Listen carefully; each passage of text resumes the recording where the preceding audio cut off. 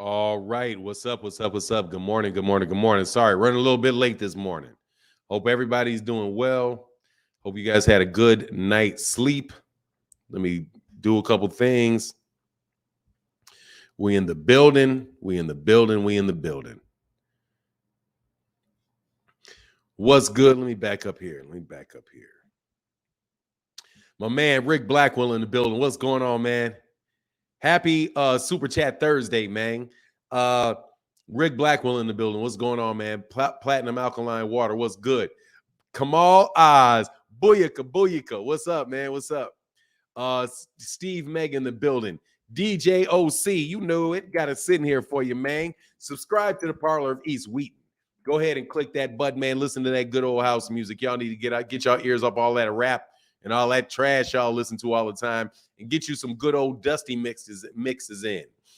My man, Jeffrey Smith in the building. What's going on, sir? Hope you well.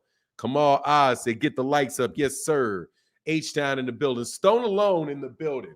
What's good? He said, top of the morning and the chat, Super Chat Thursday. Smash a like and support. Yes, sir, brother. Thank you, man. Putting that color in the chat beautifully in this morning. Thank you, man. And my man Marquis said, what would John Bowie do? Yes, sir. What would John Bowie do? What's going on, man? Good morning. Man, I can't wait to eat you to just get into this. Man, y'all got to stop, man. Stop being so desperate to make the PBC look bad. You lost the argument, man. Just lie down. You know what I'm saying? You lost, man. You lost. You did all that talking. Y'all lost. They were going out of business. They didn't go out of business. There was going to be a Paramount merger. They merged. They just got bigger. Y'all got to stop it, man, and just be like, you know what, man? These guys are here to stay. Okay? These guys are here to stay. You got trainers over there getting AJ. Hopefully we can get A. See, even being affectionate, I'm giving an effect. I'm not even calling him by his full name. I'm calling him AJ. AJ out there with a PBC trainer. I'm going to call him a PBC trainer, even though I know the trainers don't really do that. It's not like that with trainers. But anyway, we'll get into it. Keys to the Game boxing channel in the building. What's going on, man? Did that video. Had your name up there. Bingo, bango. What's going on, Be Easy? Marquis in the building. Wilbert Rogers in the building. What's happening? Andrew Gray, Ernie V, Aisha, Big Keith. What's happening? Sean Laura Q. What's happening? Alan Killian. What's good? What's good? What's good? What's good? Alan McClennan, he said, good morning, Fanon in the chat, man. Good morning to you, brother. Chris Brooks, always good to see you, Chris Brooks. Good morning. Say, don't forget to hit that like. Yeah, hit that like button. If you can't keep the color in the chat, hit the like button. At least hit the like button. Do me a one up, man. I can't work for free, bro. I can't. I need the likes. I need the likes of the color. It's how we able to do it, man. KT Blinky in the building. Big Keith said, nice shirt for 9. Yes, sir. Larry Holmes, baby. The Eastern Assassin, 1978. You know what it is. Heavyweight champion, 1978. One of the greatest, one of the most underrated great fighters in the history of boxing. You know what it is. Slide down. Glizzard Glock, what's happening with you, man? Good to see you back on the regular. My man, AR, salute to you and John and Robin Soto out there encouraging me to get on my bike every day, man. Keep putting them videos up, man. Rise Podcast. What's happening? The Camps Champ. You know what I mean? The Camps Champ. The Champs Camp. There you go. The Champs Camp. Ernie V. Marquis. What's going on? He said he's talking to Senior Lil J. Glizzard Glock. Adrian Broner talking stupid. Nah, you know what? Honestly, he's not talking stupid, but at the same time, bro, you got to wonder whether or not he's really paying attention. Did somebody say Super Chat Thursday? Salute for not. I'm here for the boxing. Thank you, brother, with that color, man. Thank you for that color, man. Thank you, man. Violator Comic. What's good, brother? I haven't seen you in a minute, man. Geeks of the Universe. I haven't seen you in a minute, man. Hope you're doing well. Trash Talk Gaming, brother. What's good? Thomas Hill. Fanon, what do you think about Edgar Berlanga signing with Matchroom? I mean, it's a good move for Edgar Berlanga. For him, it's a good move. They're going to feed him some Euro dudes to knock out. That's what's up. It's good. I hope they give him good money. I don't like the Canelo fight.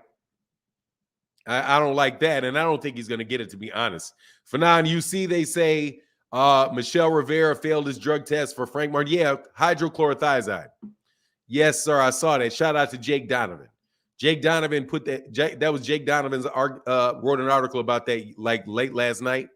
And yeah, man, absolutely, I saw that. Blood pressure medicine, similar to what they said. Luis Ortiz was on blood pressure medicine. I saw hydrochlorothiazide, and then so there's another one too, Chetra something or other. But hydrochlorothiazide, which is a blood pressure medication. Yep. You say, how you cheat and still get pieced up? Hey man, look, man, we'll wait to see with that one. Back in the day, Fernando, do you remember Michael second to none? Of course I do. Of course I do.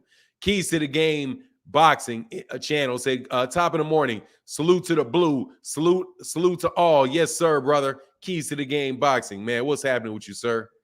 Will he be suspended like Conor Benn? He's temporarily suspended. With the case, what he's on, that's blood pressure medicine. So I don't know. I know that it thins your blood. I know that it thins your blood, and it helps it may be like used as a weight loss tool. So I don't know what they're gonna do. I don't know what they're gonna do. Yeah, it's a diuretic. It takes water out of your system. So I mean, I think it's I think that is for weight. I think that's for weight loss. So, you know, he's Michelle Rivera, the Dominican Ali. The Dominican Ali. Kamal Oz said, what do you think about Jack Cottrell calling Josh Taylor versus Teofimo Lopez the Battle of the Ducks, and the WBO ordering Taylor TO? WBO is whatever Bob orders. Yeah, it's the WBO's whatever Bob orders. I'm telling you, man, Bob Arum is, dude, it's like, we know how this goes, okay? I read that it's banned because it can be used as a masking agent. It may be very well, so we'll see what happens. We'll see. He said he was on dope and still got beat. Hey, man, look, that's a bad look. It's a bad look. Let's see that B sample. If not, you're going to sit on that bench for a while. I think it obviously didn't help him with Frank Martin. Obviously didn't help him with Frank Martin, because Frank Martin mopped that dude. If Lefty's in the building, I still like that guy Broadway Joel, but I ain't gonna lie, bro. I was put off the way that dude was talking to me. I was like, man, are you for real? like, yeah. What do you want me to tell you? I think Frank Martin's gonna beat. Man, I was like, wow. I was like, really, man? That's mighty. Man, that was really wild, man. Glizzard Glock said, who will take Bob's spot when he retires or passes away? The people that are already there working. Yeah, the people that are already there working. Bob has got to be semi-retired. He's 90 years old. His Todd DeBuff, and whoever else is already doing his day-to-day stuff. Barbara D, keeping that color in the chat. Thank you, sister. Said, hey, Martin, in the chat, just a little color to the channel. Thank you, Barbara. Hey, and thank you for being a part of the Super Thanks crew. Always good to see you. Always good to see you, Barbara D. Always good to see you. Yeah, his son is working. Yeah. He's 90 years old. He can't really be working full time. He's 90 years old. You know what I mean? Like, at that point in time, you know, he is most definitely slowed down. And on top of it, you know, like Bob Arum is really slowing down. Just like you can look at him, like you can look at him. He's like rapidly slowing down. So he's kind of like Don King. Both those guys are really slowed down. They're, you know, they can get up and, you know, it's good, but it's really good for them. You know what I mean? Like, to be out there working and, you know, busy and living their lives and all of that stuff. I'm sure that really does add to their longevity of their life. But, you know, they've definitely slowed down, man. Gizzard Glock said Benavidez and PBs and PDs are being talked about. Yeah, I did a video on that, but mainly just to be like, look, Victor Conti talking about that. You know, you can take that with a grain of salt, Victor Conti. Victor Conti doesn't like Mimo Heredia, but Mimo Heredia is definitely, you know, definitely capable, from what I understand, He's definitely capable. What's going on, Asante L? I'm chilling, brother. I'm chilling. He's definitely capable of getting you on that. But at the same time, you know, like I said in the video, Benavidez has got to test positive before I think anything about him.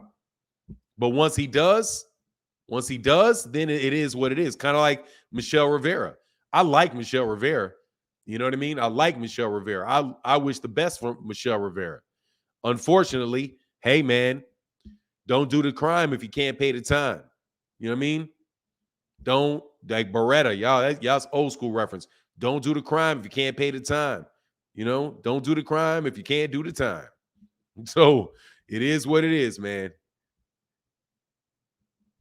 Oh, may I retort your video? David Benavidez is already a convicted drug thief. Yeah, but I don't know if if that's just a little. He didn't get suspended, did he? That's just a little bit. I thought that was a recreational thing. Hey, I'm here for boxing. What's going on, brother? With that beautiful yellow in the chat, keeping that color there, brother. Thank you, man. He said, Fanon, I went back and watched Peterson and Spence. He punished Peterson in that fight, and he's way worse now. Bud don't want those hospital bills. Nah, man, they're nasty, man. I'm telling you, that dude is nasty. That dude is nasty, man. That dude is nasty, bro. The dude is nasty. I'm telling you, though, I'm not sleeping on Keith Thurman, though. You guys, hey, I'm telling you, Errol got to be on his P's and Q's with this Keith Thurman guy. You got to be on your P's and Q's, man. You got to be full in. You got to be full in, like, yeah, like this dude is the best. You know what I mean? Just a little powder, you know, a little powder, man. That's a little, you know, he said suspended. That Vato got stripped and suspended. Oh, did he get suspended? I didn't realize he got Vato. I didn't know Vato got suspended, man. I said, I know you ain't sniff to mention Benavidez. Somebody make an edit of this guy. He got me laughing early. Hey, man, look, man. I'm just saying, it is what it is, dog. I don't know what it was. I don't know. Maybe he's just partying a little bit, man. I don't know. But he did, okay? If he did, he did. But look, it is what it is, man. If he paid it, I don't know why I don't think about that. I hope I'm not being hypocritical. I'll do some thinking on that, man. Oh, man, that card is good. That David Benavidez, Caleb Plant card is good. No joke. That's a good card, bro. That's a good card. From Joey Spencer. I'm looking forward to Joey Spencer versus Ramos because I like Joey Spencer. Joey Spencer's making a step up, man. Who do I got? Rayo versus Chris Colbert? You got to be kidding me. Chris Colbert. Rayo sucks. Sorry to break it to you. Rayo sucks. Chris Colbert is going to come back with some sense in his head. All right? Chris Colbert is going to beat him, man. I got Chris Colbert over Rayo. Definitely got Chris Colbert over Rayo. I just think he ran in there against a guy in Hector Garcia that he just didn't see it coming. You know what I mean? I just don't think he saw it coming from Hector Garcia. He got kind of suckered with Hector Garcia. Hector Garcia is a good fighter. I wouldn't mind seeing him fight Hector Garcia again. I think they should have a run back on that with him actually having a game plan. You know? I'm here for the boxing, brother. Thank you for putting that color in the chat. Thank you, man, because that's definitely what keeps the channel going, man. Fanon, you just don't want to sully that Benavidez and Plant card. Look, man, I'm just telling you that I didn't think about it like that. I will go back and think about it. If the you know what I'm saying, if the booger sugar is a performance enhancing drug, then I got to be like, all right, man, I got to take you off. I got to take you off consideration for pound lists. I got to do all of that. If that's what that booger sugar is, you know what I mean? It is what it is. I'm like I said, man, I'm not going to change. I'm not switching up rules for people. I'm not doing it. I do not want to be a hypocrite, even because I call people a hypocrite for that in a minute. I get sick of that, man. No joke. I get sick of all this. I got rules for this guy. I don't got rules for that. I got a set of rules for this guy. I got a different set of rules for that guy. I get tired of that. You know what I mean? I get tired of that. It ruined a lot of the credibility of our boxing community. because I don't know if you guys really peep this or not, but dude, the reputation of the YouTube boxing community is in the mud. Okay, like it's in the mud. Like it's terrible, and it's terrible because cats just saying, just honestly for real, just saying anything, man. You know, they out here just saying and doing all kind of stuff. Like all that Devin Haney garbage, man. Like, come on, man. That man, hold that man to the same standard as everybody else. Hold on one second, man. Hold that man to the same standard as everybody else. So we don't have to keep talking about so I don't have to. He said, what is that? Any effing thing? What are you talking about? Rise podcast? I mean, I'm glad Fanon said it. The El Rayo fight is a mismatch. Yeah, man, I'll give him taking Chris Colbert over that, bro. And the fights that I'm looking forward to is a David Benavidez plant. Honestly, it's a good card, but I got David Benavidez in that. Even though I ain't gonna lie, I definitely do rock with Breadman Edwards. So we'll see what Breadman Edwards got up his sleeve for that one. And I like Caleb Plant. They say the Rise podcast said they saying anything. You're right. Dude, these cats, dude, watch this. Watch this, Rise. Watch this. Adrian Broner. Like, it's like at a certain point, man, it's like you're not even listening. You know what I mean? I just gave, what the fuck? Oh, okay. Hold on one second.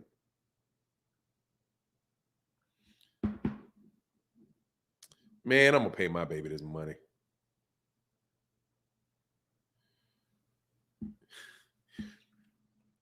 I'm going to pay my baby that money. That's my daughter, that is. All right, so like you take the Adrian Broner thing, right? Where Adrian Broner was talking about Al Haymon and how they haven't paid him. He hadn't taken a check in 6 fights. Listen to me carefully, okay? Listen to me carefully. Adrian Broner is not taking a check in 6 fights, right? How long ago was 6 fights for Adrian Broner? The answer is it was 6 years ago. So he has not taken a check from the PBC in 6 years. Now watch this. Ernie V, listen to me. Listen to me. Listen. He said daily payments. He didn't say weekly. He said daily. So he didn't take a check for 6 years. Why would you not take a check? Maybe you want somebody to manage your money for you. Hey, Al, will you manage my money for me? I don't want to go broke. Okay, we can find a system where we can work this out. But whatever, just pay attention to me for a second. Can somebody, he said 10,000. He said exactly, he said daily. So he said he was sending them 10,000 a day. 10,000 a day. Then 5,000 a day. Then $2,500 a day. Then $1,000 a day. Then $500 a day. No, listen to me, Caesar TAMG. Listen. Listen. He said he didn't take a check, which means they were not advances. They were money that he had already earned. So Kamal Oz in the building. Thank you. He said that booger sugar is a stimulant. Appetite suppression is a side effect of taking stimulants. Oh, okay. Thank you, brother. Much love in that super chat, brother. Thank you for keeping that color in the chat. So good. Okay, well, it is what it is. I gotta suspect him then. I just thought he was out partying. You know what I mean? I just thought he was out partying. So blip, it's on you. It's on you now. Okay, so watch. Watch this. How much is $10,000 a day for a year? Because it was 6 years ago, right? How much is $10,000 a day for a year? Can anybody give me that answer very fast? It's $3.6 million. I get to the answer. $10,000 a day is $3.6 million that year. Then if you say, okay, the next year, he paid the man $5,000 a day. That is 3.65 milli, like my man Ali Voso said, divided by 2, right? Which is 1.8 million. So now we're at 5 million paid to you through daily disbursements over 2 years. And then go another 4 years and just cut it in half. You're talking about $7 million getting paid to you. His last big fight was Manny Pacquiao. And that, my friend, was 3 or 4 years ago. So there's your money. There's your money. Now, what I want to know is, how come you guys couldn't do the math when he said that? Wow, you're getting $10,000 a day? That's $3.65 million a year. If he paid your taxes for you, if he literally paid your taxes for you, because, hey, man, I know I got to pay taxes. All right, man, I'll pay your taxes for you. I'll pay your this, I'll pay your that, and I'll do it as your business manager. People do that stuff all the time. But he decided that he's calling him and saying, I need $10,000 a day. The next day, I need this $10,000 a day. And he's literally out there spending $10,000 a day. Yeah, dude, you can run through a lot of money like that, man.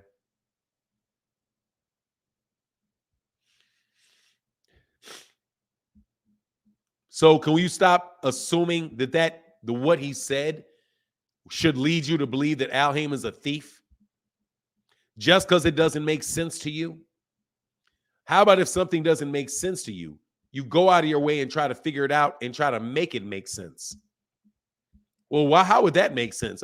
Somebody's managing his money, obviously, and $10,000 a day is a lot of money. So maybe what's happening here is that and the money keeps going down over time. That means there's less and less money there. And if it's coming down in a systematic fashion, that means that's a payment scale for you over a bit of time. May actually help with your taxes. But anyway, how about that? He said, AB said it before. Al was budgeting his money, and he wants it all after his last fight. All I'm saying is, from what I heard, that makes sense. Man, thank you for putting that color in the chat, bro. Jay Miller said, can't take a grown man's complaints seriously when his money is managed by another man and he doesn't even know how much he is supposedly owed when asked. There you go. I mean, come on, man. How about you guys just use your brain for a second? I'm all in favor of you using your brain. Much love in that super chat, bro. Oh, nah, Marquis, you're not tripping. I always shake my legs, man. I do this. It's my desk. It's not the camera. Hold on one second, man.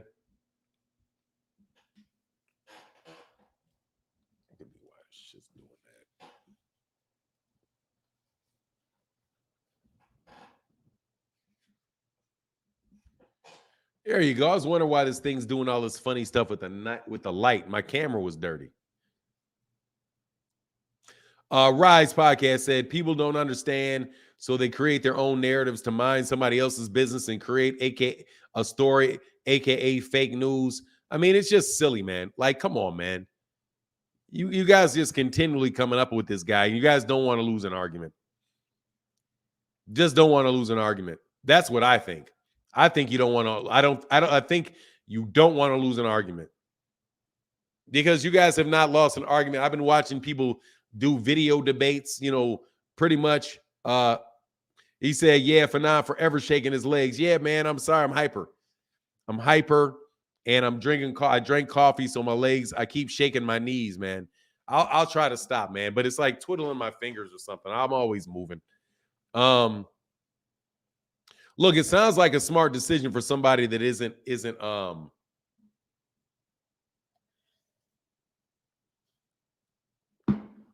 anyway, man, I forgot what I was about to say. Much love. Hey, I got to take that off of there because, brother, because I wouldn't be able to keep up with the chats because I don't want to miss anybody's super chats anymore. Brother, thank you so much for putting that color in the chat on this fine super chat Thursday. Not admitting you're wrong is very toxic. It's honestly, man, it's very immature. From what I see, like just egotistical. Just come on, man, you're wrong. They're not going out of business. Just say it, man. Just say it, okay? You know what I mean? And I started noticing it way back. There's guys that have still not been wrong, not one time, since before Andre Ward versus Sergey Kovalev. Justin Hawkins in the building said, love the way you understand what's really going on with certain situations and break it down accurately for non. Hey, Justin Hawkins, no problem, brother. I've been around the planet for a long time, man. I've been around the planet for a long time. And I learned math very early on.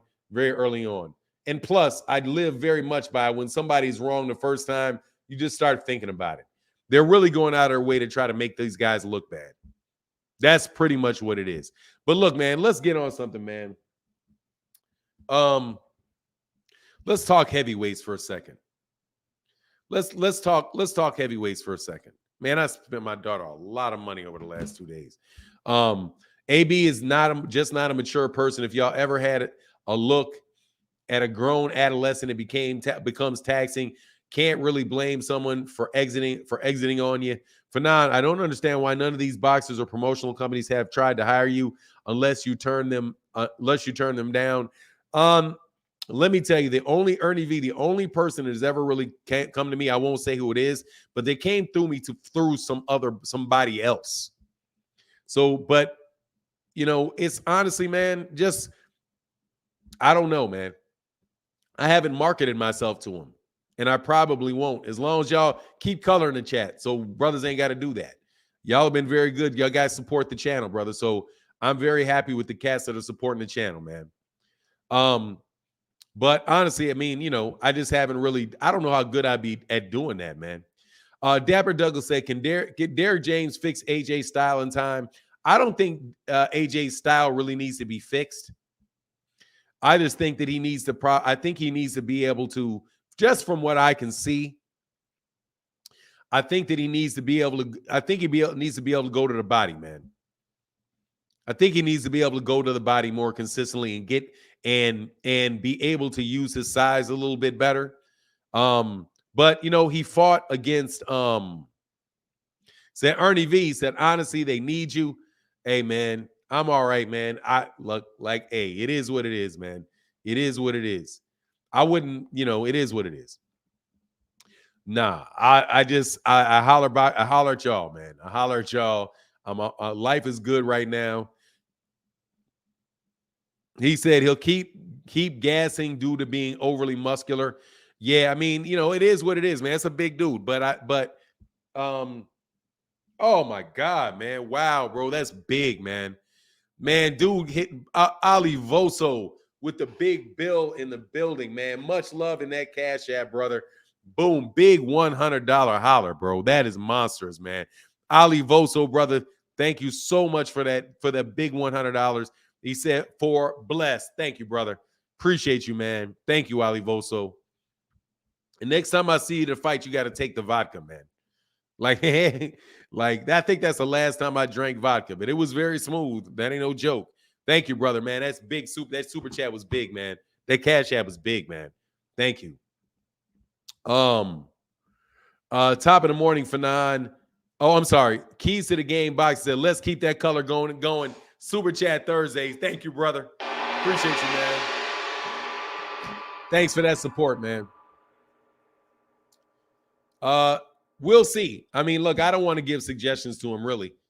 I know that he's got a very, very good trainer. I hope that he goes slow, right? That he fights somebody that is this next guy is very beatable for him, right? Even though I think that guy very well may have beaten Dillian White.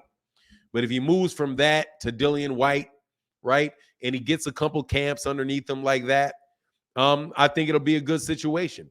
He's still not he's not an old guy. So, we'll see. We'll see what happens to him, man. Derwin Ferguson said, "What's up, Fanon, brother? Thanks for the information, the entertainment as usual. My pleasure, brother."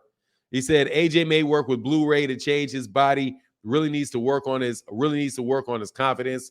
Yeah, that's what's up, man. I mean, dude, I think AJ's a hard worker from what I can see. He said, "At least that jab will be there." Yeah, now AJ will use that jab. I think AJ's a talented fighter. I just think that's a tough match with Alexander Usyk. I think people really underestimate Alexander Usyk. Tyson Fury is not acting like he's in the biggest hurry in the world to fight that guy. I'm telling you. Yeah, I mean, dude, I think just probably the best thing is what Derek James said, is them working together, them working with being in the same gym with Errol and being in the same gym with Jermell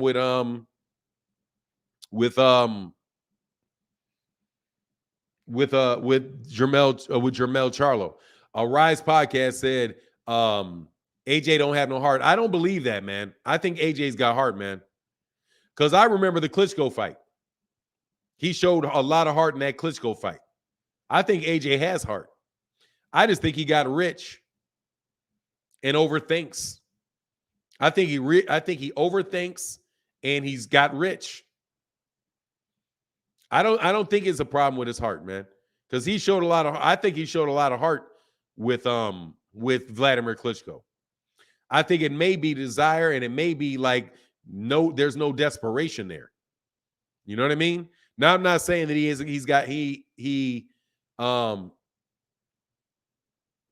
Terrell W said, "Fanon, is there any news on Tyson Fury in the situation with being allowed in the country or not?" No, he's not in the country. He's not going to get in the country, bro.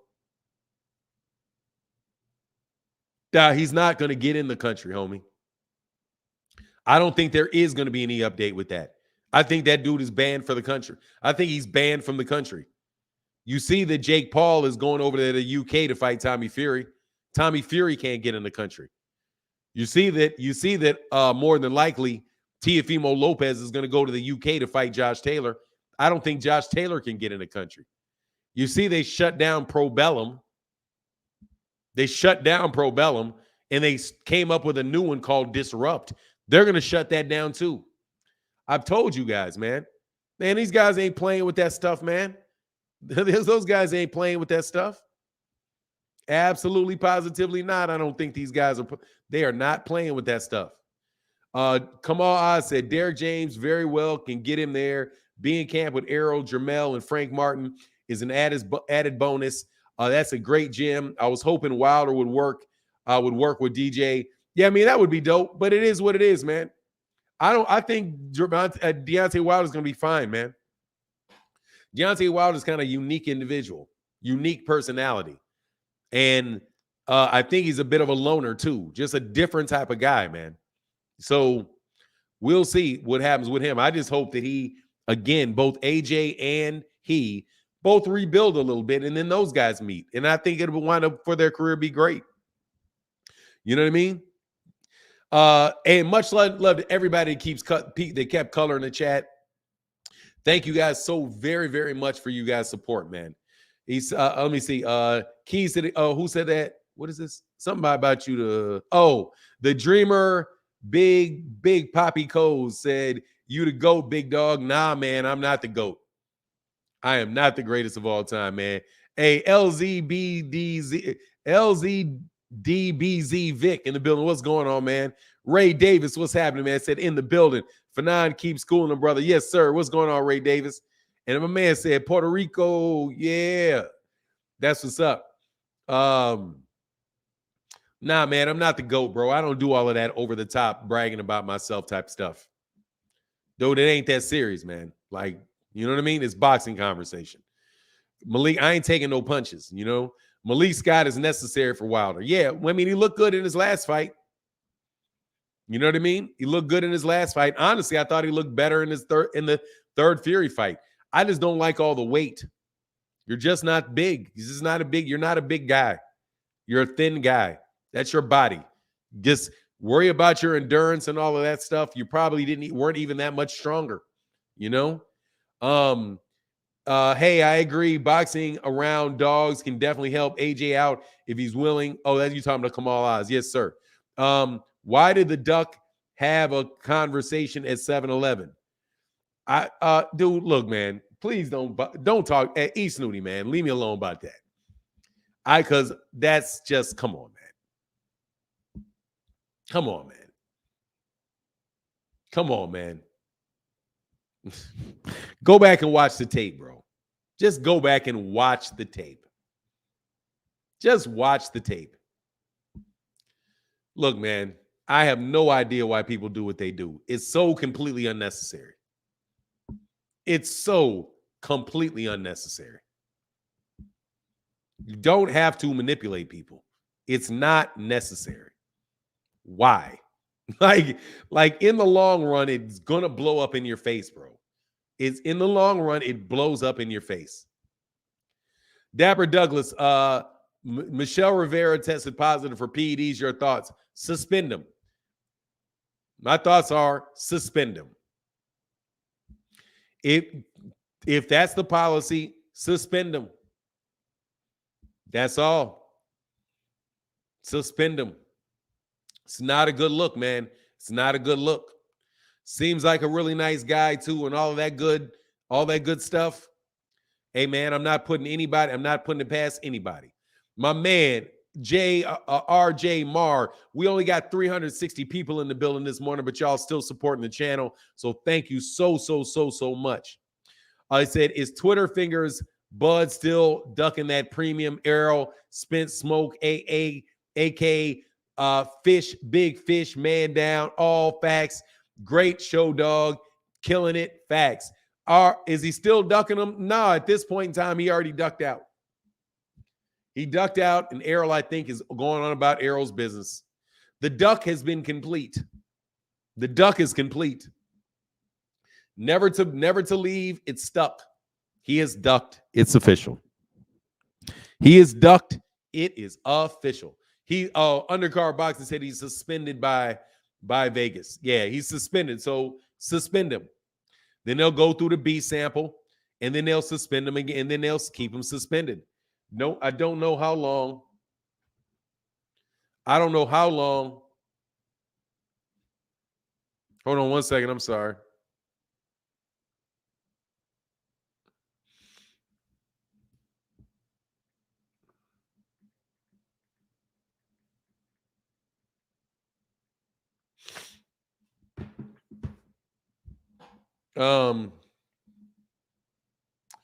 What about them secret negotiations? That you answered your own question. You answered your own question. If they're secret, then how would anybody be talking about them? If they're secret, obviously they're not. If people are telling you about them, obviously they're not secret. No, what that is an attempt. Yeah, like secret. Yeah, it's supposed to be secret, right? How's it secret if Mike Coppinger knows? Mike Coppinger, from my understanding, isn't getting any information from the PBC. Fanon, how the heck is Conor Benn allowed back? He's not allowed back. He's not allowed back, William Old School Arndt. He's not. They have still not allowed him back. The British Boxing Board of Control has not changed their opinion at all. As a matter of fact, earlier this week, the BBBOC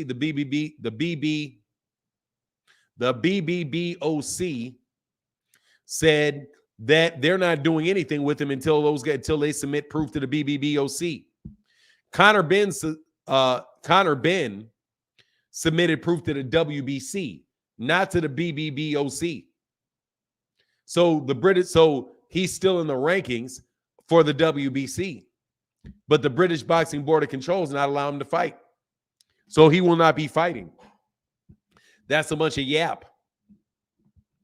If Eddie Hearn puts him in a fight in the United States, then then Eddie Hearn risks his license in the UK for doing it. The promoter risks his license in the.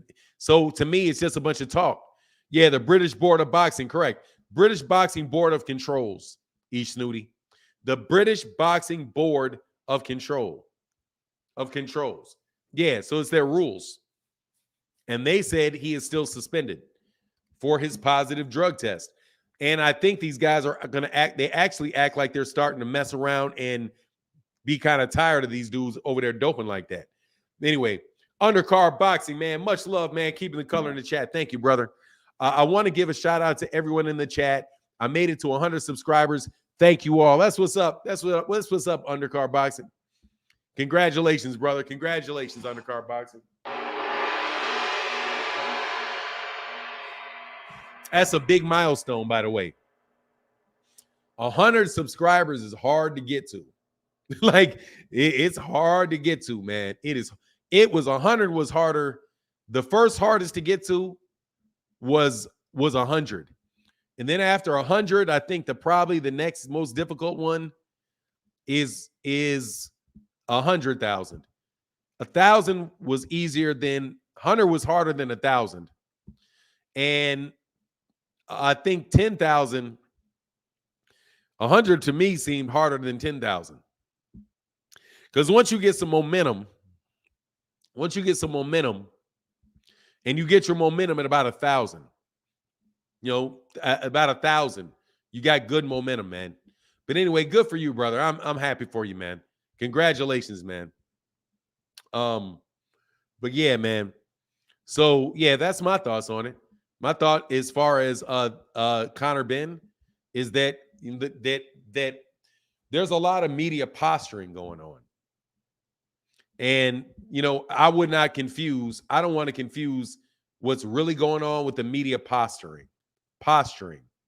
Like, what's going on with your boy? Devin Haney going to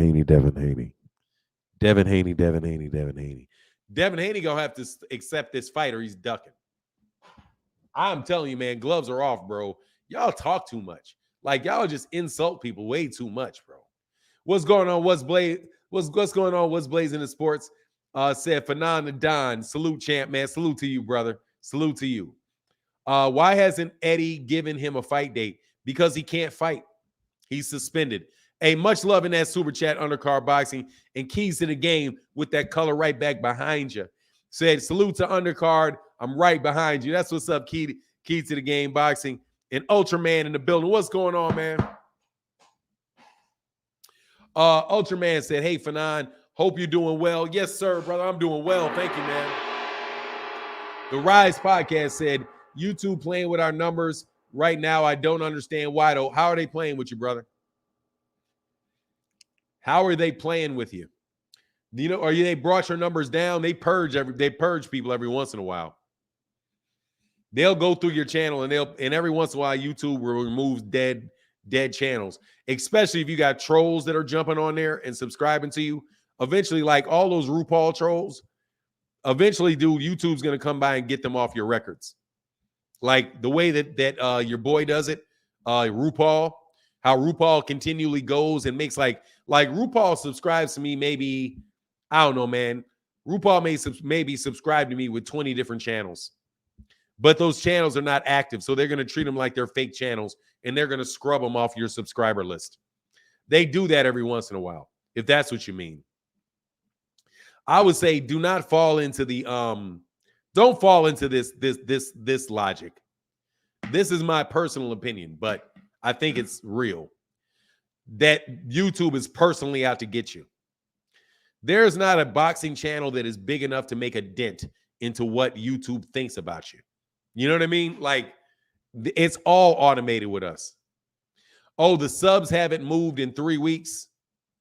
Oh, okay. What number are you looking at, Rise? What number are you looking at? Are you looking at it in YouTube Studio, or are you looking at it on your page, on your homepage? Yeah,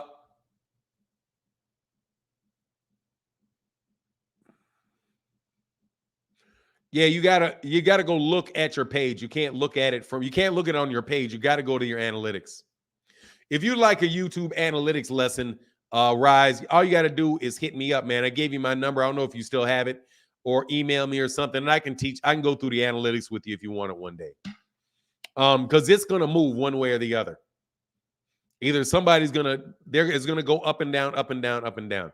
Anyway, much love. Thank you, Ultraman, for keeping that color in the chat, brother. Big time, bro. Yeah, don't look at your page. You got to go into your analytics to see it. RuPaul, this channel wouldn't be the same without you. God dog, I would love it if RuPaul went away. Anyway, man, I'm telling you, it's safer for your mind for you not to think YouTube is out to get you, because you're too small. YouTube don't care about you. You know what I mean? You're a statistic to them, a small statistic. Really. And a lot of people just they blame a lot of stuff on YouTube, like YouTube is out to get them personally. Man, come on, man. I'm still waiting to see a bot in my chat. Like, I'm still waiting to see a YouTube moderator in my chat. People always say, oh, I got the YouTube moderators are in the chat. They're doing this and that in the chat. I never see them.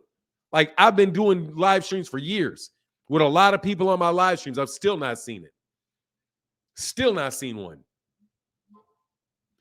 Yes, I don't think they out to get us. Yeah, I mean, as long as you don't think that, yeah, because they can mess up now. But anyway, man, let me be done with that conversation, man, and get back onto this biz oxen. We didn't get one. What is that? Black Star Sports TV. What's going on, brother? How you feeling this morning, man? What's good with you, sir? Didn't we get one when he had no? We had no start date? Oh, say this. What's a promotional tactic, Bobo? Hey, Jay Miller in the building said, "Hold up, man. Stop." God, dog, I regret doing that, man. No, I don't. Let me not lie. Hold on, man. Hold on 1 second.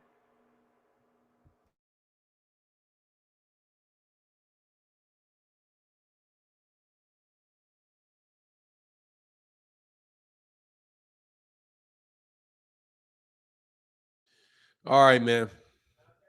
Yeah, man. See you later. Have a good day, man.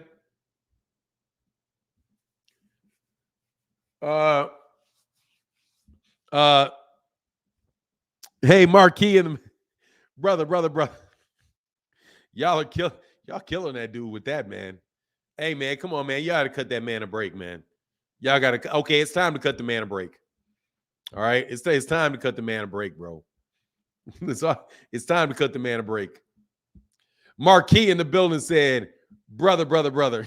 Marquis said, much thank you for putting that color in the chat, brother. Said, brother. Yes, sir. Brother.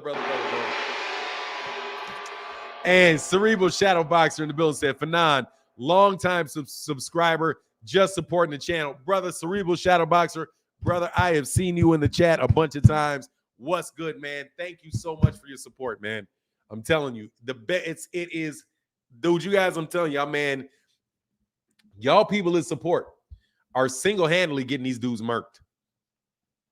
You dudes as a unit are most definitely murking these cats. Because if I could tell you who the people that I actually talk to, no joke, they love it. They love it. Like, love it.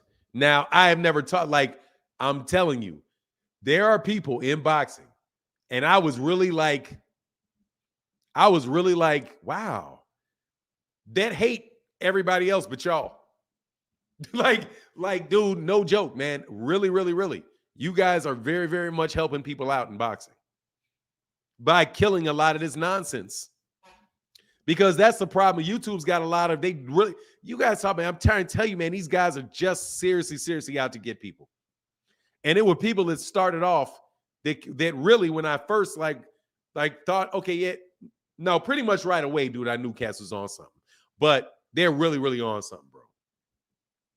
Thank you, Cerebral Shadow Boxer. And my guy, Edward Stevens in the building says, salute, Fanon. Salute to you, brother. Thank y'all so much, man.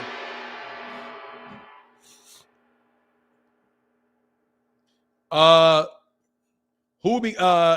V said, who becomes champion first, Fanon? Jared Anderson or Frankie Sanchez? Jared Anderson. Easy. Easy. Easy. Easy. Easy. Easy one. Easy one. Jared Anderson. Because nobody's going to give Frankie Sanchez a shot. Frankie Sanchez is going to be sitting out there like till he's 50, like Luis Ortiz. Rise Podcast said, I'm taking a break right now on my way to 7-Eleven. I heard you can meet boxers there. Hey, man, look, bro, that may have been true. Probably wasn't, but it doesn't even really matter, bro. Like, it's all like, all of it was like, come on, man. You know what I mean? Like, just come on, man. You know what I mean? Really, really and truly, come on, man. We ain't trying to do that, bro. Ain't trying to do it. Oh yeah, I don't want to be seen as a bully, but some of these other narratives have to be checked. These lies can be a bit too much. He said, hey, Rise Podcast that I had to for now. Yeah, man, come on, man. But look, honestly, man, the cat's out the bag with all of that. So it is what it is, bro. I brought myself into it, but for a second, and I want to get back out of it. But on the real, dude, you can only take that stuff for so long, man. Like, only so long, man. Man, look, bro. Come on. Look, dude. Just come on. Let's just come on, man. Like I said, there's some things, even if they're true, that you don't need to believe. Just people believe things as they want to believe it. And if you are somebody that just wants to believe it, there's going to be a bunch of people that are going, I'm telling you, they think you're stupid. They think you're stupid. And so, like, very easily manipulated. There are people that just think you're stupid. And if you keep believing them, you are. That's the big problem. There are people that think you're stupid, and there are people that are stupid. So the two of them are never going to go out of business. You know what I mean? Anderson is a good, no doubt about it, man. Anderson is a good. So, like, yeah, that's what you run into. There's people that think you're stupid, and there are people that are stupid. So those two are going to meet together. And that's what we had during all of that Terrence Crawford stuff. They think people are stupid. They have very little respect for people.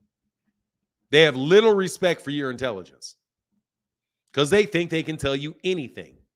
And you are going to be able, you can control the narrative. And some of you guys really are that stupid because somebody can literally tell you that their job is to control the narrative. And that if something was if something was 10 million, they would tell you 12, and you continue to listen to them in any way, shape, or form.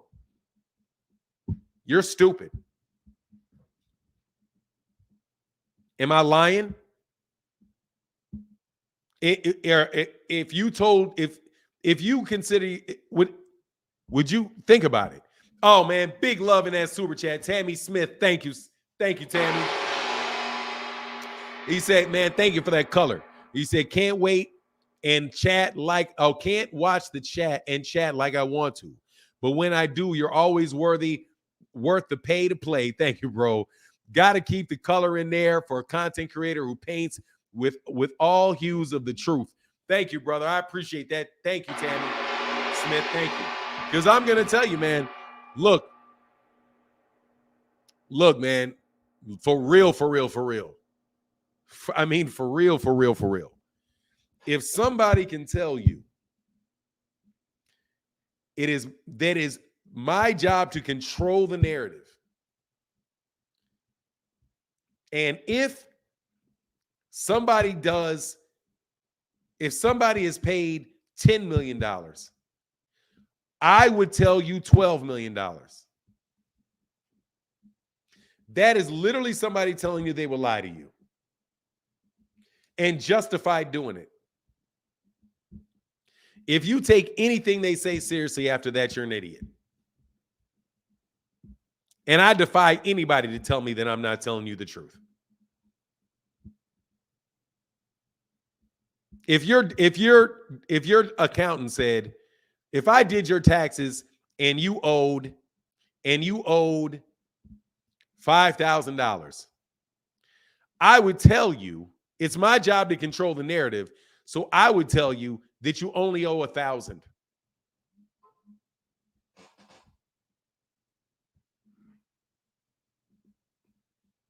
Would you trust your accountant? Because if you do, your accountant is going to get you caught up in something real bad. Like, for example, this right here. This person right here is trying to scam me. This somebody right now is trying to scam me. Your Amazon account is on hold due to a billing issue. Unfortunately, we had to disable your account. Recover your account immediately by clicking the link below. This right here is somebody that is trying to scam me.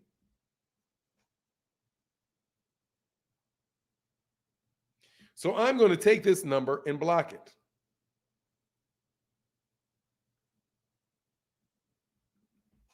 I'm not clicking your link off my phone so you can try to break in my phone. There's a lot of con men out there, and you got to be vigilant about the con men. Have to be vigilant about the con men. And when somebody tells you that they will con you, you have to say to yourself, wow, this lady just said she would con me. Well, goodbye. Don't see you again. Hey, Virgil Wembley, much love, said, Fanon, what happens first? Canelo fights a true contender or he retires. I don't think he ranks high on the all-time great list. He fights a true contender. He just got to hit rock bottom, brother. Canelo is I got you, Virgil Wembley. He is no, I didn't miss the super chat, but thank you. I got it right there. Canelo has got to come down to earth. And I think Canelo Alvarez is somebody that is going to continue to fight for a very long time. And he's going to run into it.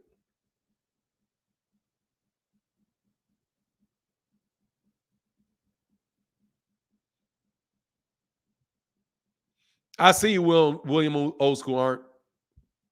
I appreciate your support, brother. I do. I appreciate your support. It's unfortunate stuff, man. But it's not just one person. It's a bunch of this stuff going on in YouTube. YouTube, I'm telling you, when you go over to Twitter and you listen to how people talk about our boxing community, it's terrible. And I got to tell you, man, I believe that it's... Oh, Stephen Everson, if you got my super chat. Sorry, brother. Hold on. Let me slide back. Are you sending? Oh, yes, sir. My man.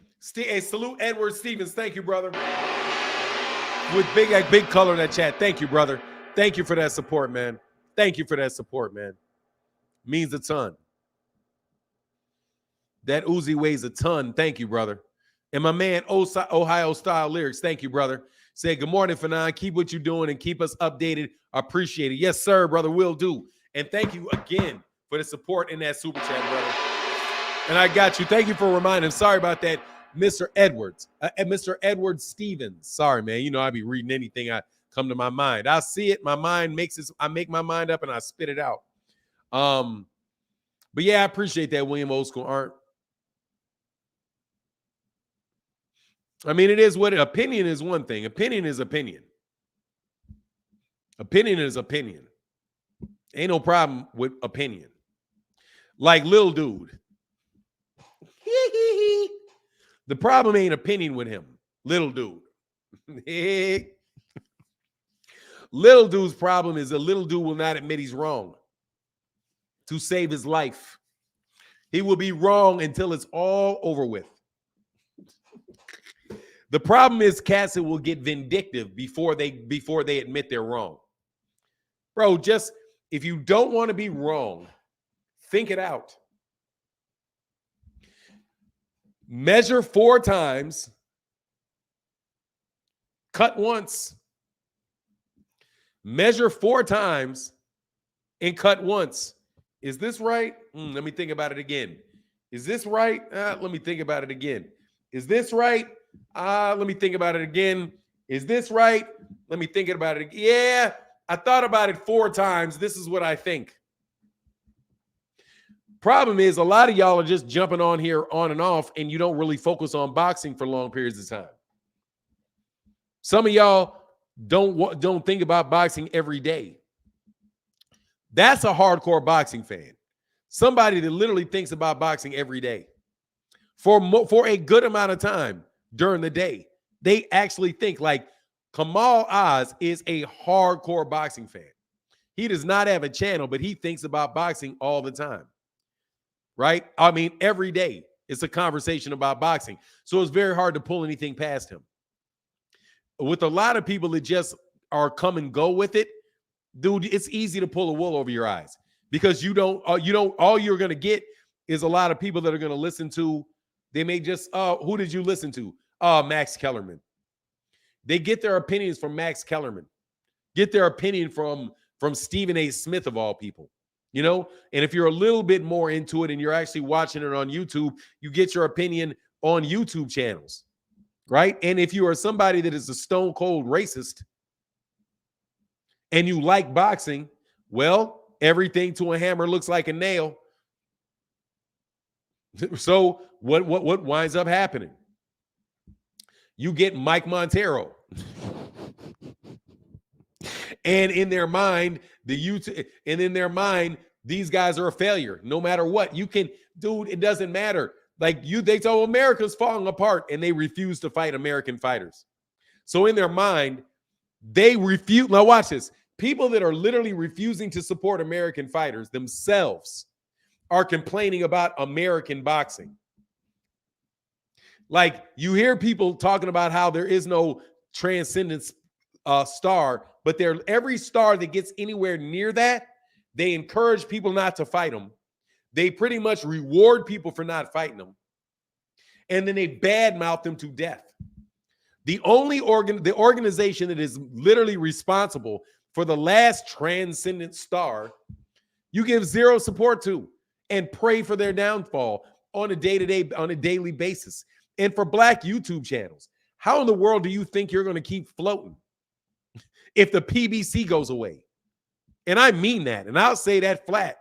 How do you think you're going to keep floating if Showtime, which is the #1 network as far as supporting Black boxers at the highest level, if they go away, you're literally created off Showtime boxing cards. Literally.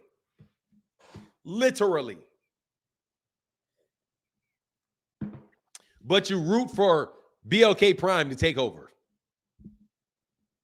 BLK Prime that cannot correctly charge your card and will manually re-enter your card and rechannel it. You get out of my life. They support all, of course they do. Cubans, Mexicans, everybody. However, I mean that as a fan of Black fighters. It is where it's located at. They will feature you. Terrence Crawford was second fiddle. Second with Top Rank. When was the last Black fighter that was the #1 featured fighter by Top Rank? When was the last time the #1 featured fighter at Top Rank was a Black fighter? I'll wait on that answer. Nah, you can't count Ali because Ali featured Top Rank. Top Rank didn't make a choice about him. You cannot count Ali and you cannot count Sugar Ray Leonard because Sugar Ray Leonard worked between Don King and Bob Arum. He was not exclusive. Ali made Top Rank, so you can't count Ali. When was the last one? Let me give you the answer. Never.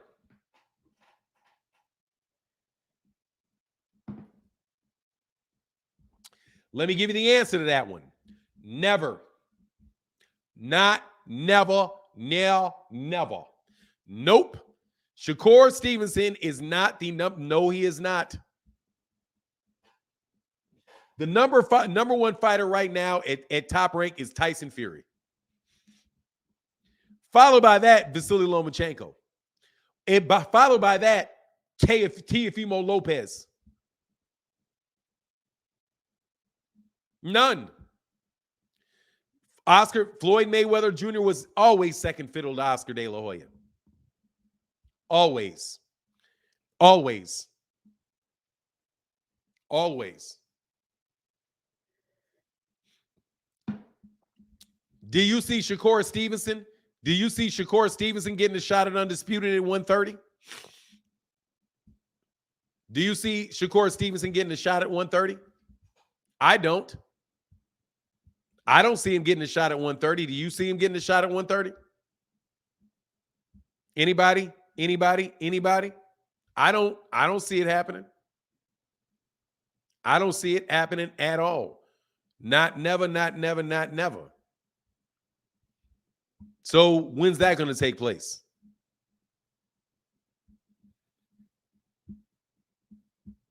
They bought the fight.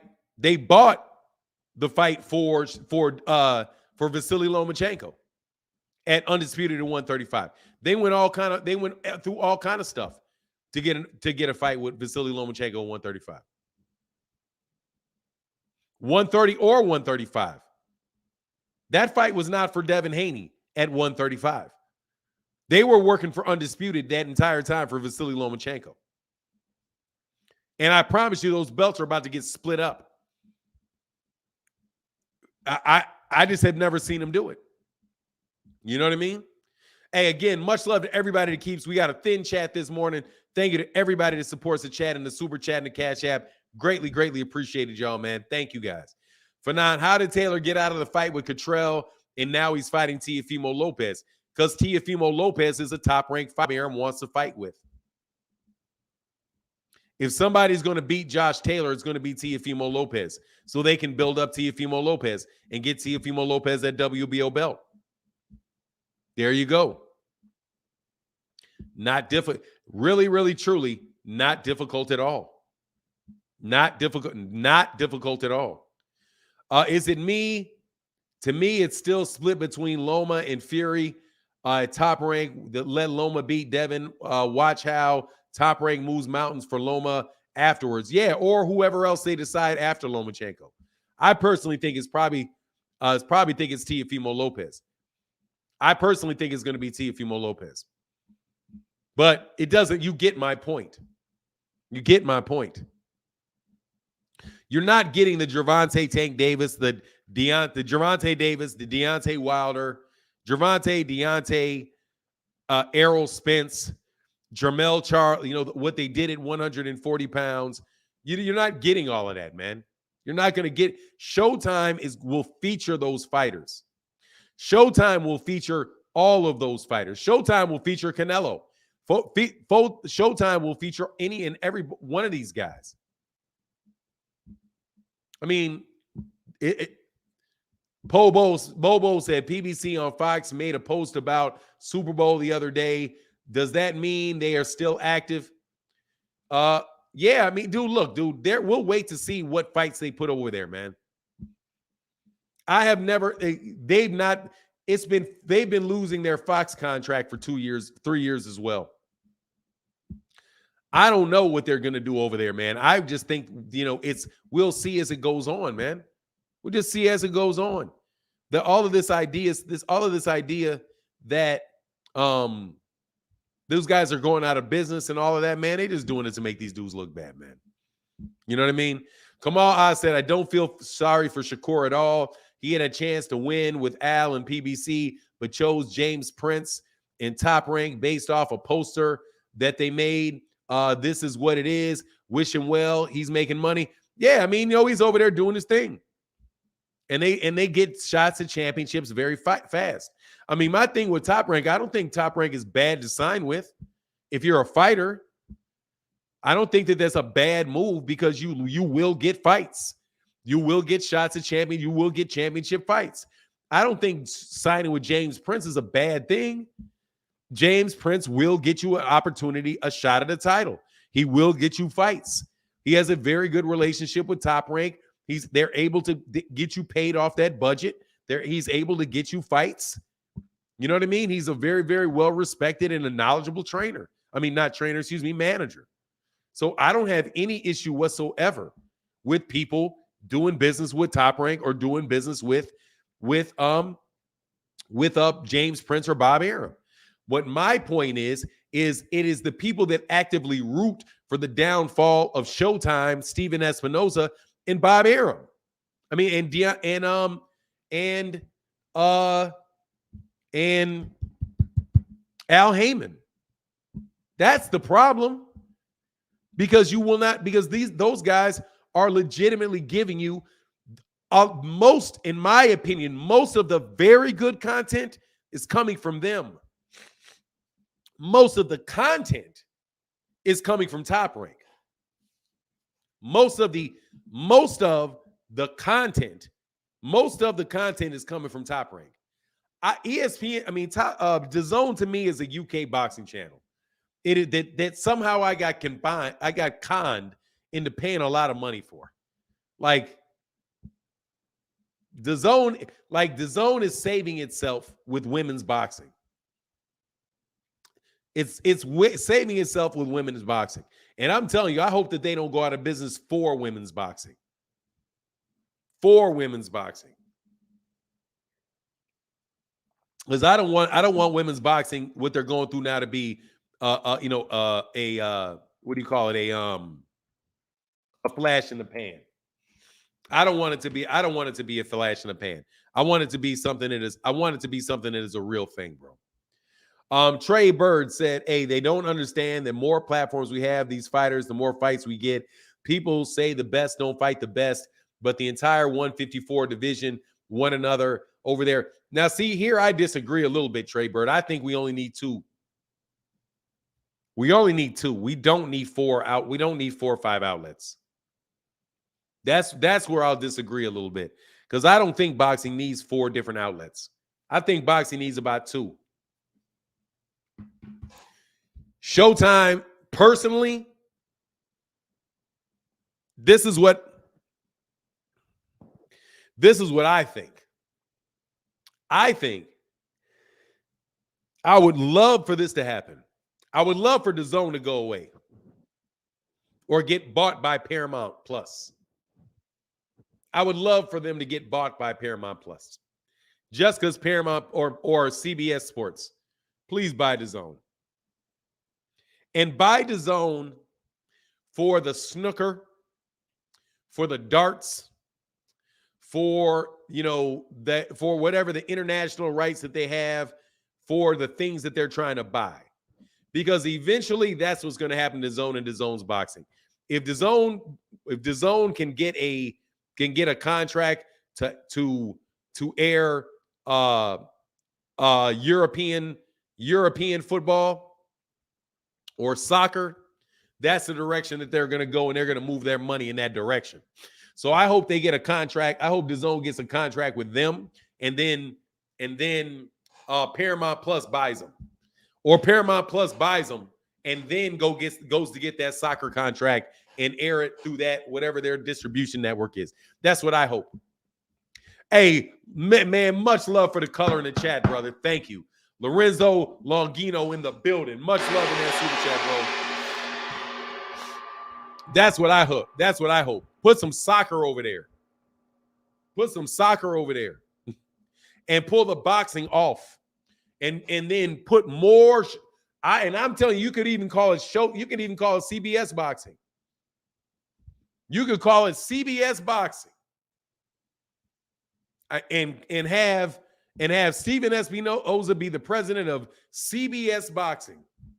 So he can put boxing matches on CBS. He can put boxing matches on Showtime. He can put boxing matches on whatever it is that they own and have more outlets for it and more money for it. They can pull it off of Fox for all I care if they do that, and you can leave it on ESPN. But ESPN is not doing anything but giving you a bunch of prospects. ESPN is Showbox, but they just do more of it. That's all it is. It's Showbox with better marketing. Yes, a great point, Fanon. They are very good for women's boxing. They're great for women's boxing. I've been enjoying that. And also, I have to say this. Thank you for that color in the chat, Lorenzo. Thank you, brother, for that support, man. Let me also say this. Dude, I like what Jake Paul's doing with women's boxing. I like that young lady that he signed. He's got Amanda Serrano, and he's got that other young lady who's calling out Clarissa Shields. Showbox has competitive fights. Yeah, they do. And ESPN doesn't really. ESPN fights, we already know what's going to happen in those fights. You know what I'm saying? Dude, that's why I have a hard time watching the ESPN card, bro. I'm like, man, why do you want me to? I know who's going to win this fight. Who's fighting? Okay, because the question isn't for them whether or not they're going to win. It's how they're going to win. It's really for their matchmakers to say, okay, let's put him in here. Let's see if we're going to continue on with him and invest more money in him later. But they're doing it on my dime. Yeah. Shadeja Green. Yes. Much love. Thank you. Hey, RJ Marr in the building. Thank you, brother, for that support. He said, thank you for not selling us out to BLK Prime. I know it's not easy to pass up that money. We know who took it. You're special, my friend. Thank you, brother. Appreciate you, man. Well, in truth, they didn't ask me. They didn't ask me. So I didn't pass up their money. I just didn't go seek their money. I didn't go seek their money. And I'm not going to seek any of those guys' money. Unless you can just be like, okay, yeah, you're going to support. Like, only situation I would take is if they're like, okay, we would pay you to interview young fighters on your channel. I would do that. And I would love to do that. If all I have to do is interview a young fighter and be like, hey, okay, boom, let's interview Shadeja Green. I'll do an interviewed video on Shadeja Green, X amount of dollars. I would do that in a minute because it would make it a lot easier to do. It would make it a lot easier to do. But not if I have to if I have to lie about my opinion. In that particular, or just because people are lying about their opinion. And in fact, they don't even really have an opinion. They just lying. They don't have an opinion. I'm telling you, man, some cats ain't got no soul. I'm telling you, man, I'm telling you, they don't, some of these people do not really have an opinion. I'm telling you, they don't have an opinion because it will change, flip, and they don't have one. They're literally just saying whatever it is that they want you to say. Showcase cards on ESPN, but I ain't complaining because I love Jared Anderson, Tiger Johnson, Shushu, Keyshawn, Xander Zayas, and Richard Torres. Yeah, I mean, that's what it is. I don't have a problem with them, but you know what I mean? I don't have a problem with it. I'm just telling you what it is. I don't mind seeing them. I'm just telling you what it is. They can make better fights, but they don't want their guys to lose. And the problem in boxing is not that you don't get the big fights. Is that you're not getting the good fights. Just good ones. Just good ones. And rematches of good ones. Dude, why you jiving? The biggest event in boxing over the last several years has been Deontay Wilder and Tyson Fury's trilogy. That's been the biggest event in boxing. Is that one. That fight.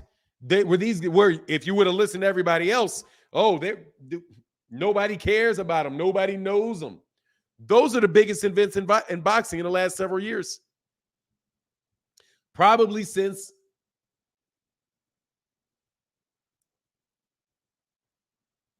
Mayweather. Those three. And then Canelo, I guess Canelo and Gennady Golovkin.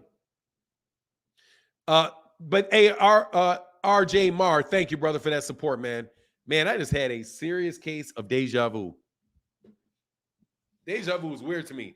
Shout out to the great Larry Holmes. I think that's the problem. I'm all right with not getting an Errol Spence Jr. I'm all right with it. Let me tell you, if I don't get an Errol Spence Terrence Crawford, I can live with it if I get an Errol Spence Keith Thurman, and I get a Keith Thurman Danny Garcia 2, and I get a Terrence Crawford Virgil Ortiz. I get a Virgil Ortiz Jaron Ennis. I get a Jaron Ennis. Jaron Ennis. Dude, I'll take a Jaron Ennis versus Blair Cobb. I'll take those fights. If we can get those fights. If I can skip the you know what? I ain't even gonna lie, dude. I'll even take fights like, and even though I don't really like the dude, I mean, I would take the Tyson Fury versus Derek Chisora and Tyson Fury versus Dillian White. I mean, at least with that situation, I like Derek Chisora. And quite honestly, man, I kind of like dirty cheating Tyson Fury too. You know what I mean? I can't help but kind of like the guy a little bit. I don't know what it is. Something's wrong with me. Can't help but like the guy a little bit. Definitely a cheater. But, you know, I will take those fights. Like, just let me see good fights. And not every fight has to be Muhammad Ali, Joe Frazier. You know what I mean? But I think you will get more of those big fights if you get more of the good fights.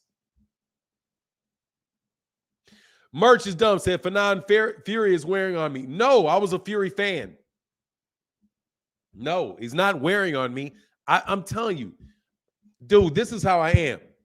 Merch is dumb. I'm telling you how I am.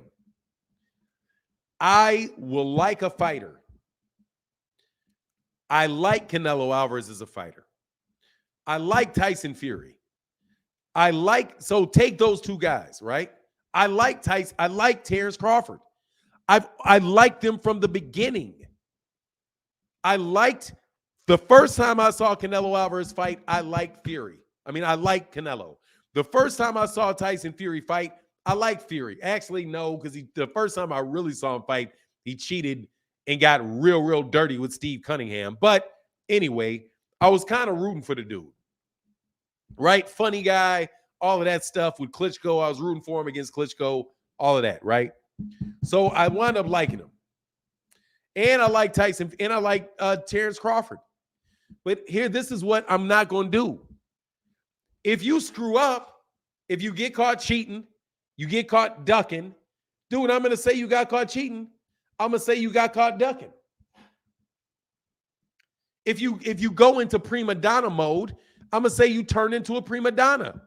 Dude, nobody can argue with me and tell me that Canelo Alvarez is not a prima donna. Canelo Alvarez is the biggest prima donna in boxing, easy. Prima donna. Followed close second by Terrence Crawford. Terrence Crawford is a prima donna. He talks like a prima donna. I don't want to call him divas because diva is more like about a female. Or I guess prima donna. They're just prima donnas. They're just prima donnas. And prima donna boxers, dude, being a prima donna and being a boxer, for me, does not mix. I don't like prima donnas. Say what you want about Gervonta Davis. Gervonta Davis is not a prima donna. He's not a prima donna. Nah, that's not Floyd. Floyd Mayweather is not a prima donna. He just is the big. He's just bad. He's just him. I don't think he's a prima donna. He doesn't seem like a prima donna. I mean, am I trying to protect Floyd? No, because Floyd will fight people. Floyd is not going to thumb your nose at you, just say, I'm too good for you. No, that's the prima donna. The prima donna is the guy that looks at you like, you're beneath me. You're beneath me. I don't need you. I don't need this. I don't care what the fans want. I don't need this. I'm trying to invest for my legacy. They're prima donnas, man. They're prima donnas, bro. They're prima donnas. Tank is not a prima donna. Errol Spence is not a prima donna. Sean Porter is not a prima donna. Keith Thurman, I don't know if he's a prima donna or not. He ain't a prima donna no more. He looked like he maybe had a little. He had a little. Even then, I don't say Keith Thurman's not a prima donna. Jermell Charlo's not a prima donna. Jamal Charles not a prima donna. Vasily Lomachenko's not a prima donna. Who else is not a prima donna? Tyson Fury's not a prima donna. Usyk's not a prima donna. Dillian White's not a prima donna. These guys are not out there acting like they're, I'm too good for this. I mean, you're beneath me. Dude, the Canelo Alvarez is a prima donna. You're literally running around in pink pajamas and golfing and talking about, stop.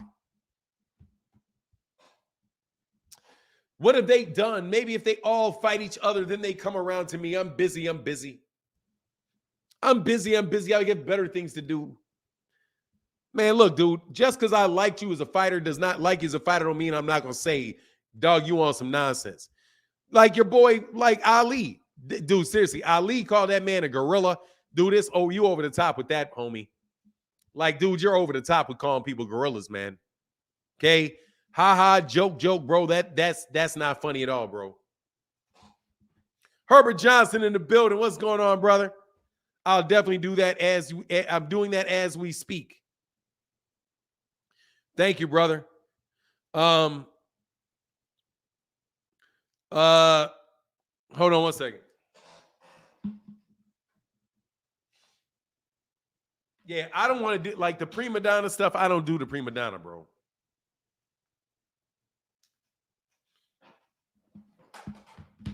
Somebody said there's nothing wrong with golfing if you do it in silk pajamas.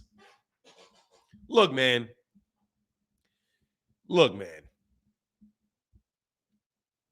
If you're doing it in silk pajamas, man, much love in that. Oh man, big love in that Cash App to my guy Herbert Johnson with the $20 holler. Thank you, brother, for that support, bro. Means a lot, man. Kamal Oz, will you send me a link, please? Absolutely, I'll send you a link, man. For sure. There you go, Kamal. Bingo, right there. We're gonna have a fire-breathing dragon on the channel real fast. Now, and take your time. Hey, give me 1 second. Kamal, though. Give me 1 second. I got to do something, and I'll be right back. Sean Clark in the building. What's going on, brother? How you feeling, man? Hold on 1 second. I'll be right back.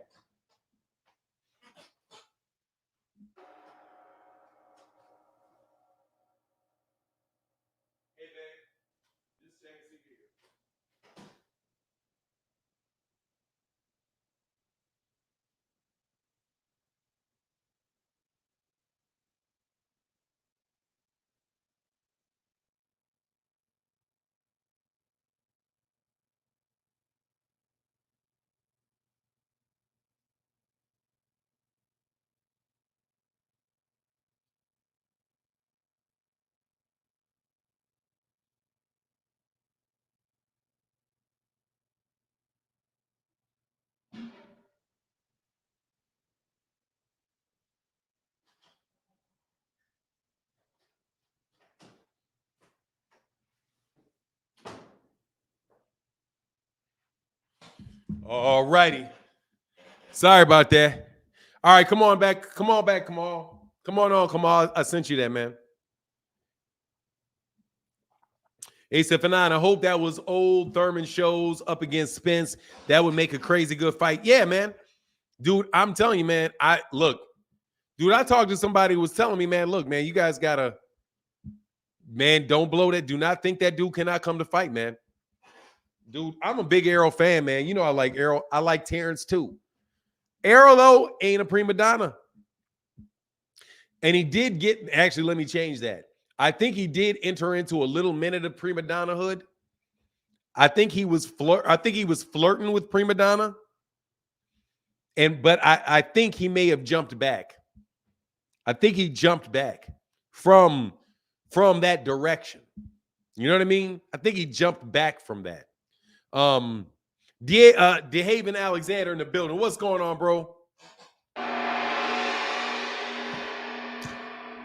Keep gonna surprise us all. Hey, man, I don't want him to surprise me. I want Errol to win. I'm rooting for Errol. I'm just not silly. I'm not going to be like, nah, dude, that dude ain't got a chance and all. Man, that guy can fight. All right, you forget the braids, man. Don't forget the braids, bro. Yeah, I think he jumped back up off of that, man. It'll get you. I had a prima donna phase.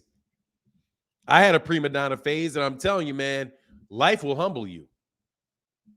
Life will humble you, man. Don't get cocky. Like the number one, that's what I truly believe, man. Don't get cocky. Robert Lopez says Spence is going to kill him. We'll see.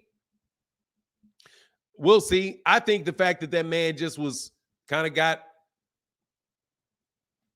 yeah, you know, I mean, dude, after that, how can you not be like, hold on, man, what's important?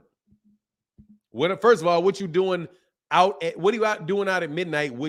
First of all, what you doing out 2 o'clock in the morning? Riding around in a Ferrari. Let me tell you right now, ain't nothing good from black man running around at 2 o'clock in the morning in a Ferrari. X marks the spot, buddy. X marks the spot. Ain't nothing good coming out of that, man.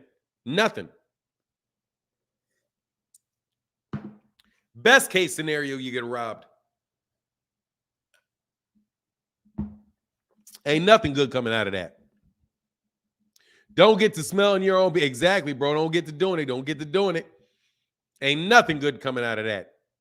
Man, I'm trying to get that through my son's head. Hey, come on. I put the link in the chat. Where you at? Where you at, man? Where you at? Come on. I'm waiting on you. I'm waiting on you. Someone text Espinoza waiting for the schedule. Hey, man. Hey, dog, I can't wait for that schedule. Ooh, come on. Give me some good ones. Come on, Paramount Plus. Give him some money. Get a man some money. Get a man some money. Come on. CBS, get that man some money. Go big time with boxing, man. Go big time with boxing. Slap them puppies up on that regular. Slap these fights on regular TV. I'm telling you, slap these fights on regular TV. Regular TV. Regular CBS, and put it on in the afternoon, man. Come on, let's go. Come on, man. 2 a.m. a Ferrari and some meow. Hey, dog, let me tell you something. With that type of money, dude, the party comes to you. Dude, with that type of money, with that, hey, brother, again, Herbert Johnson, everybody that keeps color in this chat. Thank you guys so much. I'm trying to tell you, this is the one thing that I will say for sure. When the color in the chat, I'm telling you, these cats, they take notice of that. They take notice of that. That's what people take notice of. Kamal about to come with it. What's going on, Kamal? Hey, what's up, Fanon? Thought I'd do something different rather than dining and dashing or doing my 1-2 punch and then getting out of here. Have a little bit more dialogue today. Help your voice out, because I know you said this week your voice is a little rough. First thing I want to talk about, not boxing related, but something that's near and dear to your heart, is tennis. I don't know if you saw Victoria Azarenka. She was asked about Ukraine, Russia. She's from Belarus, Belarusian tennis player. And she, at the Australian Open, she went off on the reporter. She said, it's not my responsibility to answer these questions. I think we in sports, especially in tennis, you know, we saw what happened with Novak Djokovic, how he was mistreated about his vaccine. Hey, bro, we can't go up on tennis too much. It's a boxing channel, brother. We got to keep it on boxing. Just 2 minutes. We're going to get about 200 people in here in about 5 minutes. 2 minutes, I promise. And then I'll come. Okay. Over. I just think we were running into a time where we're getting into collective punishment for people from certain countries. And I just don't think that's fair. You know, us as African Americans, we know about collective punishment. And so I just think it's really unfair what you're seeing with people who are, you know, Russian and Belarusian to be, you know, punished for the actions of one person. So I don't know if you saw that PBC card. Actually, I do know. You were there in San Antonio. Props to Pero. That Pero Faust heavyweight fight, corporate media didn't really cover it. What an exciting slugfest. And I just want to give props to the PBC because they had 2 action-packed slugfests right before the main event, which we knew was going to be more of a boxing match, more of a, you know, counter-punching match. So it was a perfect contrast. And Pero was down. He was getting worked. And then he just kept working Faust's body, and nobody's been talking about this. And props to the referee. I don't know if you remember my Donna a few years ago, where Khan got caught, and he actually turned his back to the referee, and the referee didn't know what the hell he was doing. And instead of disqualifying Khan on a knockout, the fight continued, and eventually Khan got Maidana out of there. But the fight should have been ended, and Marco should have been declared the winner. But props to Pero, really humble guy. I don't know if you saw that he took photos with like seemingly every fan as he left. Great fight. If you haven't watched that Pero Faust fight, guys, go back and watch it. I don't know if it's on YouTube, but I know that Showtime does rebroadcasts and stuff. Pero seems like a really humble guy. He said his goal is to be the first Cuban heavyweight champion of the world. I don't know how old he is. I think he's in his late 20s. I was good. So I have to say this about Canelo and John Ryder. I'm going to go in on corporate media because not many people have. To have that guy number 4 in the ESPN rankings is an absolute freaking joke. You have him ahead of Demetrius Boo Boo Andrade, John Ryder, and then you have him ahead of David Morrell Jr.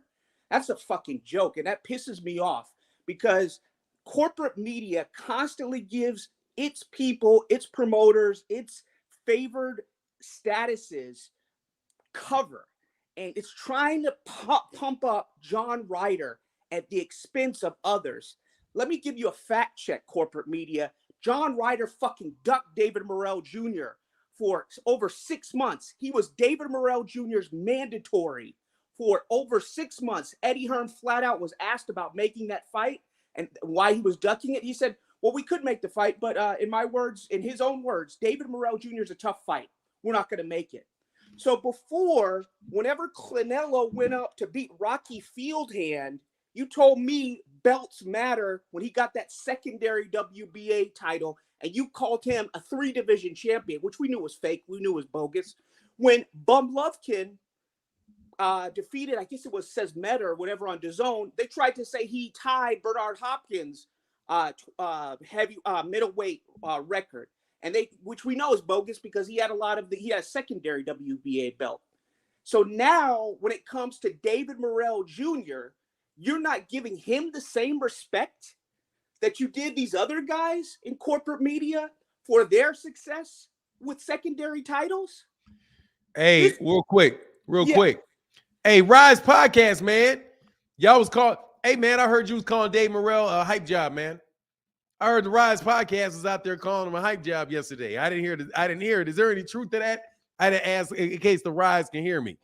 Because they asked, is he a hype job like Edgar Berlanga? Edgar Berlanga is twice the fighter Dave Morrell is. Twice the fighter. That's what I believe. Go ahead. I'm sorry, Kamal. No, it was just, I'm just so tired of the agendas. I mean, to have ESPN is just intellectually dishonest. This dude, David Morrell, in his last fight, beat a guy from Kazakhstan who was undefeated, who stepped up to the plate, who corporate media was hyping before. I think his name was Yurs Baloney or something like that. Sent the guy to the ICU. Guy was in a medically induced coma, and thank God he survived. I don't wish ill will on anybody who steps in the ring. I'm like Wilder, man. They are all going home to support their family, so these guys are gladiators. But this guy beats an undefeated guy, and then he gets ducked by John Ryder. And then for ESPN to co-sign John Ryder, and if you see Mike Cappinger and his description of John Ryder in those rankings, like he had a tight fight with Danny Jacobs, and just trying to bluff up this guy. Once again, here's another guy that Canelo's going to fight. Eddie Hearn had set it up all along. You look at John Ryder, very little punching power, like a lot of Canelo's opponents. Not a lot of punching power. Second thing is, just like Callum Smith, he's a Canelo fanboy. The guy, if you watch John Ryder's post, he wears Canelo Alvaroid t-shirts. He's a self-admitted Canelo Alvaroid fanboy. So there's another guy who's going in the ring who's tailor-made for him. And corporate media is trying to hype this up. It wouldn't be so bad if they called a spade for a spade. But instead of having one standard for all with these damn secondary belts, these WBA secondary belts, they're having two standards and not giving David Morrell Jr., a tremendous Cuban amateur fighter with punching power, fan-friendly, humble kid, left Miami because he said it was going to be too distracting for him, moved to Minnesota, not giving him his due respect.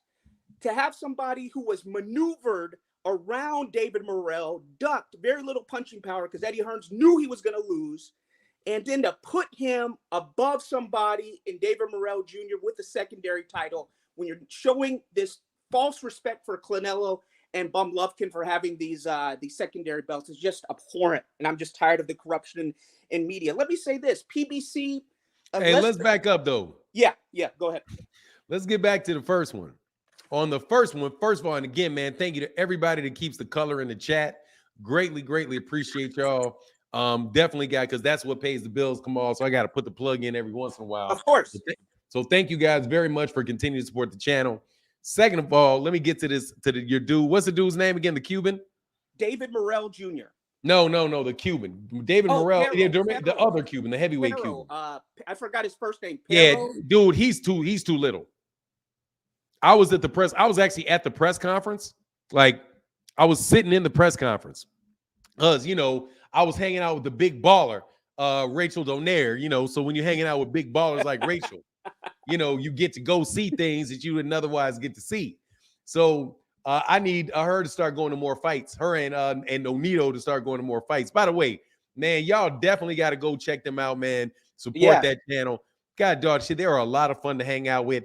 I have not been so drunk in my life as messing around with the people that they were hanging out with. Because if Nonito and Rachel, they're clean.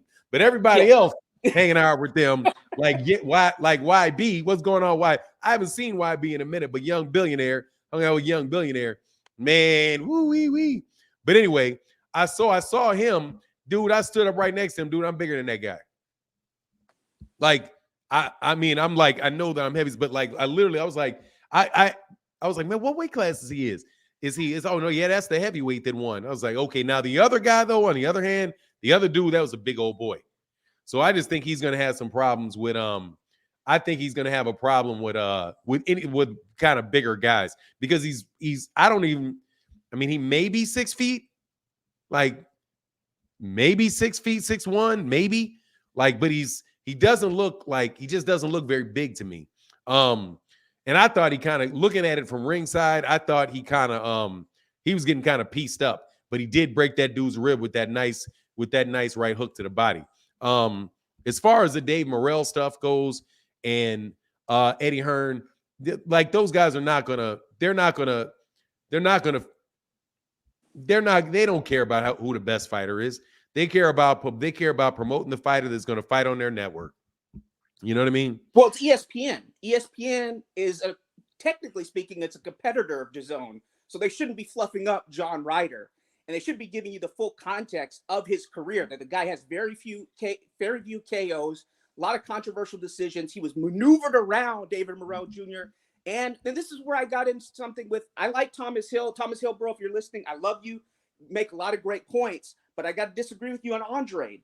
If I were Al Haymon, I would have made Andrade go through with a WBO mandatory and then come over as WBO mandatory to take off all the exit ramps for Canelo in terms of these mandatories. Now, we know that Canelo didn't fight a mandatory in his whole career until he fought Avni Yildirim, which he went to the WBC and asked for Avni Yildirim to be his mandatory. And they chose Avni Yildirim over the appeals of David Benavidez and other fighters. But Andrade now twice has given Canelo an off-ramp to go and fight these tailor-made roll call Buckingham Palace guards, these polo players that he's fighting with, getting stripped stupidly of the WBO at 154 and letting someone like Vegan Smith have that opportunity. And that gave Canelo an off-ramp to come down from 155 to fight Vegan Smith. And then he also should have gone through, I know he was getting paid less or whatever, but he still should have gone through with that John Ryder fight, because he would have had an off-ramp he would have prevented an off-ramp for an easy British tailor-made opponent, either John Ryder or it would have been Zach Parker, to get that WBO. So Andrade has brought on some of these things by himself with his decisions. And so I'm of the point, if I were Al Haymon, I would have said, yeah, you can join the PBC, but we want to put all that pressure on Canelo. We want to, he probably, with the WBO mandatory came up, he would have just vacated it. But now he doesn't have to vacate it, because he's got an opponent tailor-made for him, a guy who's a self-proclaimed fan of Canelo. So we know how that's going to go. Very little punching power that he's going to fight again. So that's where I got to disagree with Thomas Hill and some of the other guys. I'm not saying Canelo was ever going to fight Andrade, but I'm saying that having Canelo drop or forcing him into a position where he could potentially drop because all of his mandatories are tough, and then you either have better BF, which we know he's not going to fight, or Bivol rematch, which we know he doesn't immediately want the Bivol rematch, would have put a lot more pressure on him than having that easy out with John Ryder from ducking out of that WBO mandatory. I know about short money. I know about all this, the whole story about all that, about Eddie Hearn being at the last time of his contract, but you still got to go through with that, Andre, because now this is the second time you gave Canelo an easy out. You gave him an off ramp. I think those dudes, Canelo going to do what Canelo wants to do. Yeah, like, but you can't provide the guy with alternatives. So if you're mandatory with the WBA, if they ever order a title, who are you talking about? Is the mandatory for the W? I'm telling you, man. I'm just saying, the thing that they do. I mean, I understand all of that as a concept, but Canelo Alvarez is a weasel when it comes to that. He is. He will most definitely. You could order a mandatory, like he had a mandatory with Sergey Deverenchenko. He'll just move up. The WBC will try to give him a mandatory. He'll just drop the belts. That's what I'm saying. That's better than giving him an out to fight some guy who's tailor-made from a polo. He's a polo player off a lawn somewhere in the UK. Don't give him an out. I'm not going against what you're saying that he's not going to ever fight Demetrius Andrade. What I'm saying is when you give him an easy out and you don't stand your ground, then you're partially to blame. And I'm saying this is the thing, though. This is my thing, though. Okay. If I don't believe for crap that this dude is going to do something, I'm just putting it on him because I don't believe he's going to do it. If I think to myself, like, okay, like take, for example, Demetrius Andrade. If I'm Demetrius Andrade and I say, okay, I could fight, who was it? Was it Zach Parker? Yeah, Zach Parker. Right. So I fight Zach Parker. I beat Zach Parker. That's going to put me in the position to be in the mandatory for Canelo. Now, if I don't get any money for it, or I got to go to the UK to do it, I do that, then what happens? The same thing that Canelo did to me when I became the WBO champion and he had all three belts. And there was no mandatory, there was a unification for him there, and Canelo still didn't fight him. I mean, once Canelo is literally telling you, you're garbage, or what did he say? You're a horrible fighter. Get the fuck out of here. Get the fuck out of here. You know what I'm saying? I'll fight you in the street for free. Yeah, get the fuck out of here. Get the fuck out of here. You just want pity. That's what I'm telling you. He's a prima donna. He's the biggest diva in boxing. I'm not disagreeing with you, Fanon, but what I'm saying is this. I'm saying that you can do one of two paths if you're a fighter. You can do what Sergey Deverenchenko did and stand his ground and have Canelo stripped of the IBF. Then you fight Golovkin for more than what Golden Boy, because Golden Boy was trying to lowball Deverenchenko when we knew Canelo never wanted to fight, but he ended up getting paid, I think it was $10 million to fight Golovkin. And we all know that Deverenchenko beat Golovkin's ass. He almost stopped him. Who got paid $10 million to fight Golovkin? I think he did. I think he got 7 or 10 million, maybe 5. Deverenchenko? Deverenchenko got a lot to fight Golovkin. He got a lot. Oh, I didn't know how much his purse was for that. I think it was I could be wrong, but I think it was anywhere from I think it was about 7 million. Maybe 10 million is a little high, but he got a lot to fight because that was when DAZN was paying people a lot. That's when they were Tevin Farmer overpaying for stuff. Hey, real quick. Hey, Tony in the Cash App, brother. Thank you for that support, man. Appreciate you, man. Said for OG. Thank you, brother. Appreciate you, man. So that's my point with you, Fanon, is just, and others, is Canelo's not going to fight these guys. But if you have 5 doors, 6 doors, and you have door 1, David Morrell Jr., WBA consolidation. WBA ordered a consolidation for Manny Pacquiao, and he's much bigger than Canelo. I mean, you go to the streets anywhere, no matter the region or state of the United States or demographics, everybody knows who Manny Pacquiao is. Not the same amount of people know who Canelo is. But the WBA ordered a consolidation for him for his WBA titles. WBC, we know, is David Benavidez. They're just going to do whatever for Canelo. IBF is this Cuban William Skull. I don't know that we know the IBF will strip people because they just stripped Golovkin and they stripped Canelo once. And then the WBO, if you have Demetrius Andrade there, we know he's not going to take that fight.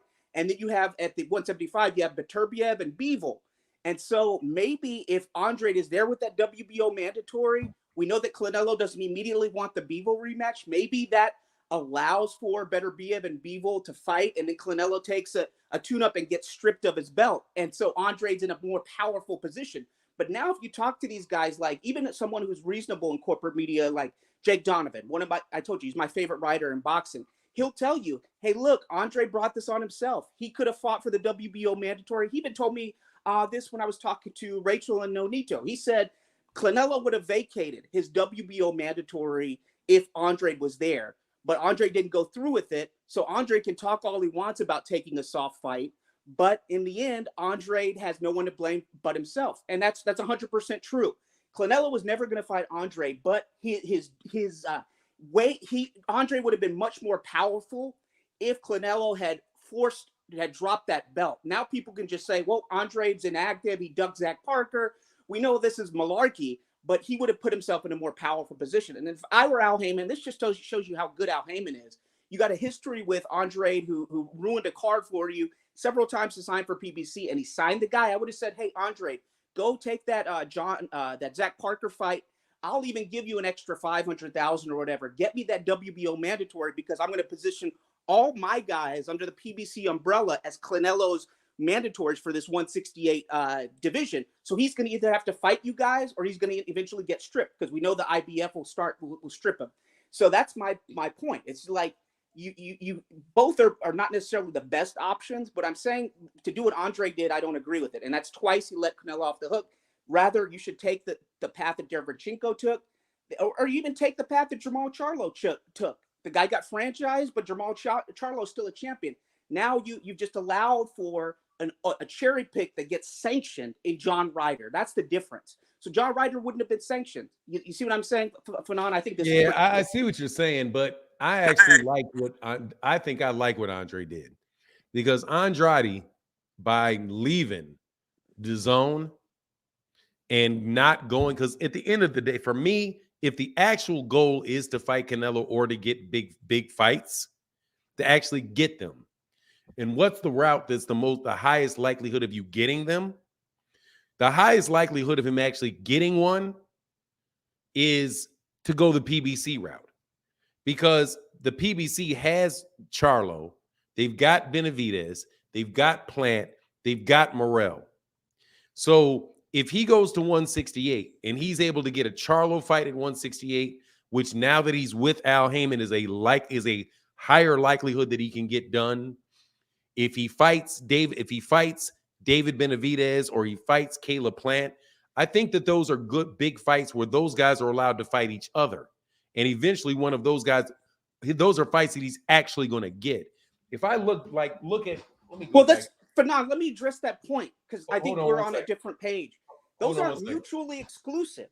He could still, and I'm still advocating for him to go to the PBC. What I'm saying is you go to the PBC with more bargaining power as the WBO mandatory. Canelo drops the belt. Now you're the WBO champion. People for what? For 168 or for 160? 168. Right now. I'm talking right now when he turned down the Zach Parker fight. When I say if he had gone through with that Zach Parker fight, become the WBO mandatory, that's the IBF mandates Canelo to fight, let's say William Skull, a Cuban. I don't think he would fight William Skull. I think that's what Jake Donovan was telling me. That's who the IBF is going to mandate. But then the WBO can do some tomfoolery where they can just now they can go around the IBF and make this. I just don't see them forcing. I just don't believe. I think all of that stuff for Andrade, because it all makes sense. It makes sense if Canelo Alvarez has an inch of respect for boxing. That makes perfect sense. Because any other scenario, respect for boxing, Fanon, like any other person, but a guy that will literally say, "Screw it, I'm going to 175." Like, oh, it's you. Screw it, I'm going to 175. It doesn't matter right now at 168 who has any belts at 168. It absolutely does with the IBF. The IBF will strip his ass like they did before. IBF 100% will strip him. But if you give the guy an out, he has an easy mandatory. It's easier for him to maneuver. That's exactly what Eddie It doesn't get any more easy than it is for him to maneuver right now. This man is about to fight John Ryder. Because Andrade fucked up. No, because that's Canelo. These dudes don't care. He is Canelo, but who's partially responsible? Dude, Canelo has literally done this at 154. He's done it at 160. At 160, Jamal Charlo had him cornered. And what did they do? They developed a franchise belt for him to move. Had him cornered. What happened when Sergey Deverenchenko had him cornered? Did he fight Sergey Deverenchenko? He dropped the belt. He ducked it. He got stripped. Exactly. That's my point. But Sergey Deverenchenko didn't get the fight. He actually, if you go back to his interviews, he was saying that Golden Boy was never serious about making the fight, but he said that he actually got more. Again, he got more for fighting Bum Lufkin because that was when DAZN. Okay, let me ask you a question. How much money was he going to get for Zach Parker? Initially, he was going to get like $1.5 million, I think, or something like that. Then it was $150,000. Thank you. I remember the $150,000. Well, he dropped out. The purse bid was going to pay him initially $1.5 million. Then he dropped out with an injury, and then it dropped down to $100,000. Okay, how much you think he's going to get for a Charlo pay-per-view? Doesn't matter. He goes and beats Zach Parker. He becomes a WBO. No, that's the question. How much money do you think he's going to get for a Charlo pay-per-view? Charlo's at 160. Right. How much do you think he's going to get for a Charlo pay-per-view? Is Charlo Andrade PP?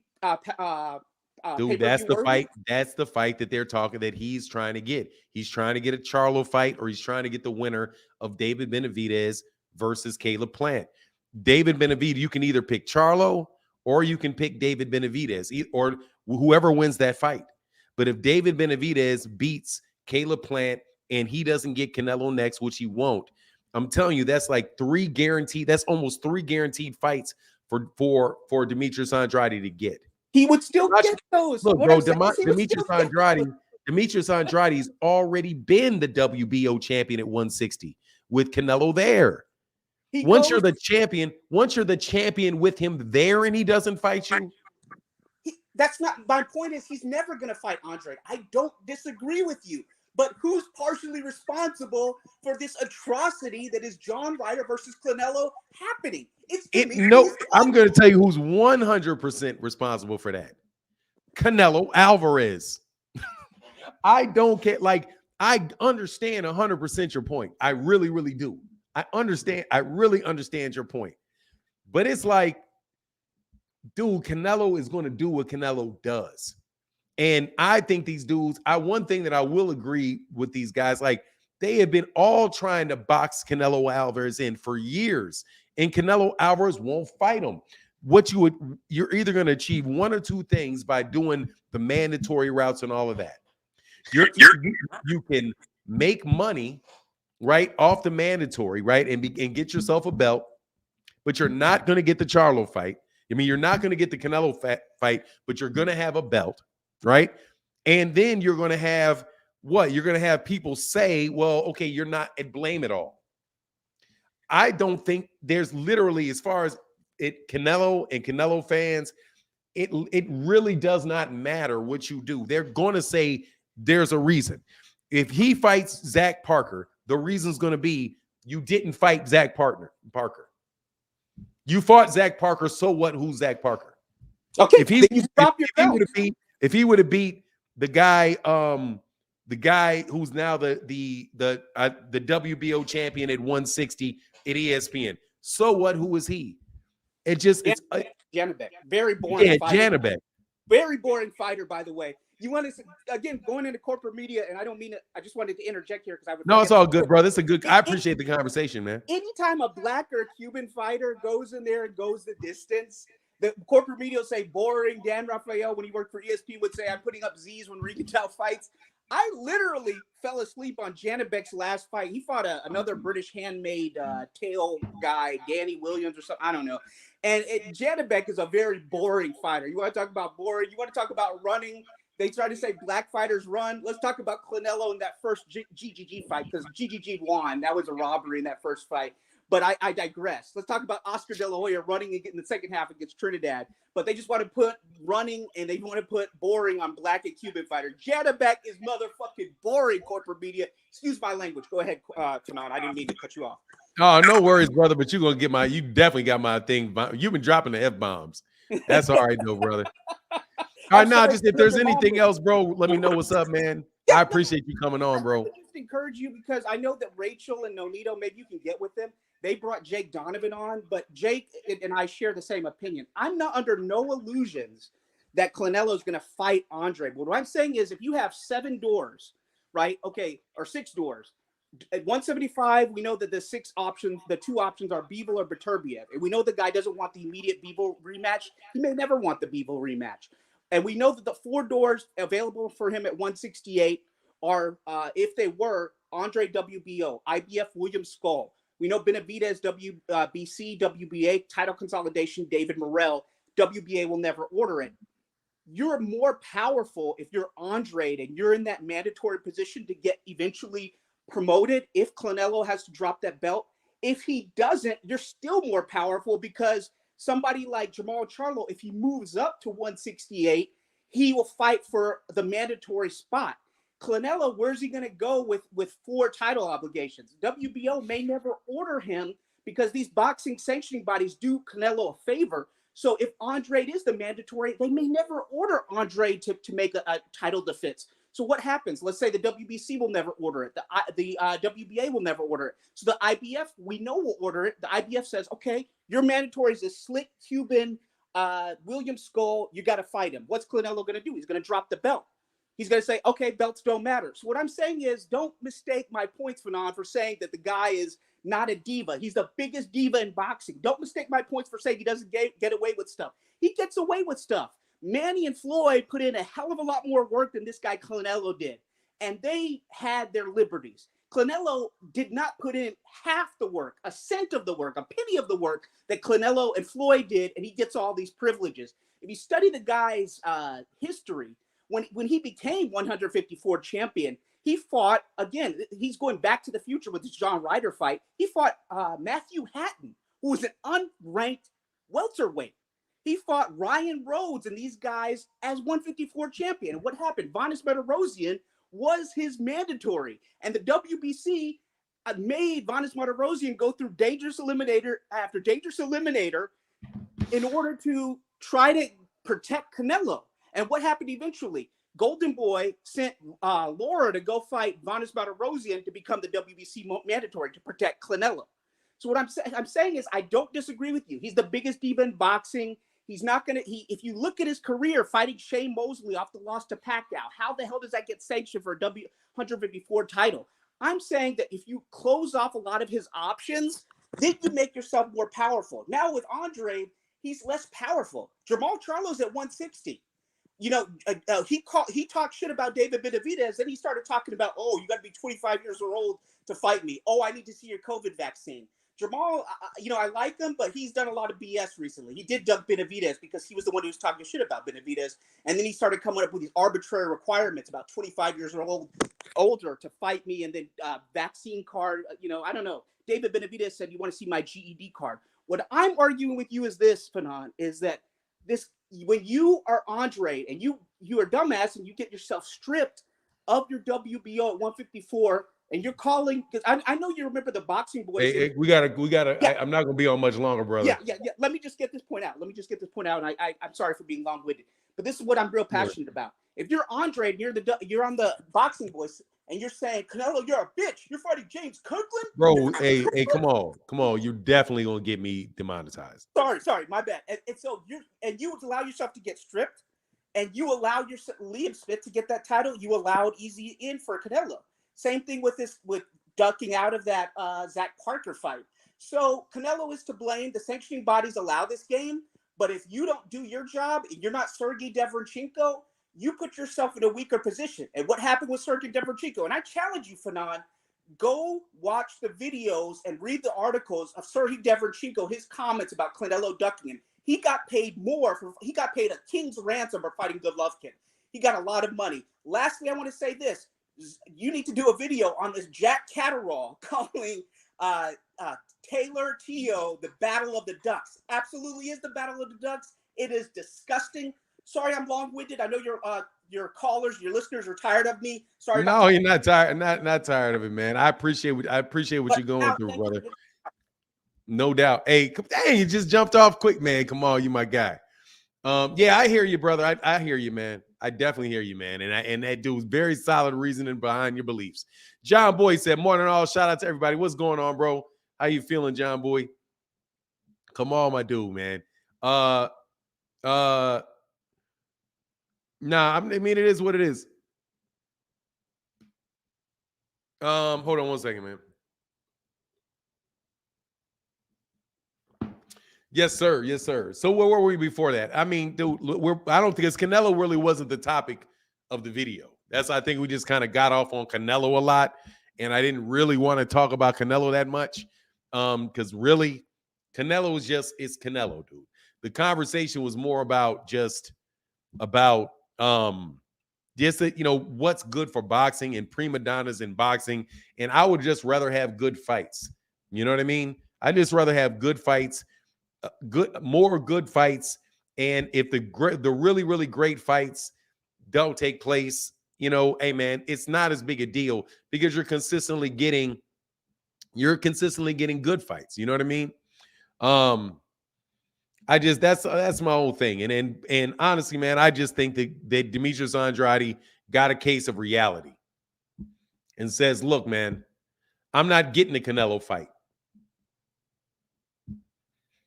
And at a certain point, he needs to accept that he's not getting the fight. You know what I mean? He's just not going to get the fight. So, like, if I was talking to Demetrius Andrade, you just got to look yourself in the mirror and be like, okay, what do I got to do to get this fight? You're not getting the fight. What do you mean? He said he's not fighting you. He's not going to fight you. You're not going to get the fight. Since you're not going to get the fight, you've got to find a way. You've got to find a way to figure out what else you want to accomplish. Same thing goes for Jermall Charlo. Jermall Charlo is not going to get the Canelo Alvarez fight. That's very, very apparent. He's not going to get it. Errol Spence Jr. is not going to get the Terrence Crawford fight. He's not going to get it. He's not going to get it. Errol, there's nothing Errol can do to make that dude fight him, because the dude is a prima donna. And at the end of the day, that prima donna is going to take joy from the fact that you can't make me do it. And since he can't make him do it, I think you just need to accept it and go like, okay, I'm going to fight Keith Thurman. You know what I mean? Because you can go around the block and try to find a way to convince somebody to do something that they're not going to do. They're not going to do it. And you just need to cut your losses at a certain point in time. You know what I mean? Keys to the Game said, long-winded, but salute to Kamal. Very knowledgeable. Very, very knowledgeable, brother. Very knowledgeable about the sport. Thank you, brother. You know Kamal, my guy, man. All day, brother. Fanon, he's over Canelo. He realized he was calling out David and Charlo also, so he signed up with the PBC. And I think that's the smartest thing he could do, is give up. Like, dude, there's nothing wrong with being honest with yourself. That man is not going to fight him. Since that man is not going to fight him, be honest with yourself and keep it pushing. You know? And I mean, I like Jake Donovan, but I just don't like, if you believe in the honesty of people and the fairness of people, hey, that's cool to a certain point. But at a certain point, you got to be like, look, man, hey, Demetrius, how are you going to make this money? How are you going to make this money? If he got offered $150,000, he went back to Zach Parker, and now the fight's only worth $150,000. I think he got more. He got like $500,000 to fight Desmond Nicholson. So he goes to fight Desmond Nicholson, man. And then if he can get a Caleb fight, if he can make $1 million fighting Caleb Plant, he gets the Plant fight. He takes 5 or 6 more fights, and he wraps his career up. Like Luis Ortiz. Eventually, Luis Ortiz, man. No, I didn't see it. I'll check it out later today, man. I'll check it out today. Hey, and thank you for keeping the color in the chat, bro. For real. Thank you very much, man. Appreciate you, brother. On Super Chat Thursday, man. Appreciate you so much, man.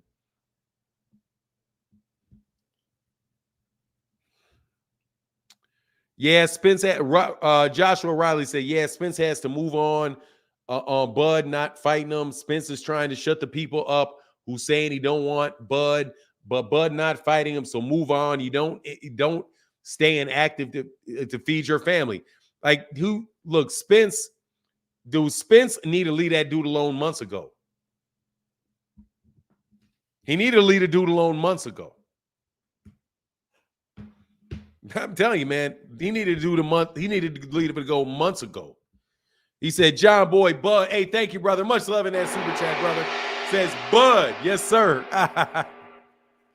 My guy, Chris Tucker in the building said, I think a lot of these fighters need to worry more. But thank you guys for this. Thank y'all for keeping color in the chat, brother. I appreciate you, man. I think a lot of these fighters need to worry more about staying active than getting one big fight. Just my opinion. Fight somebody, anybody.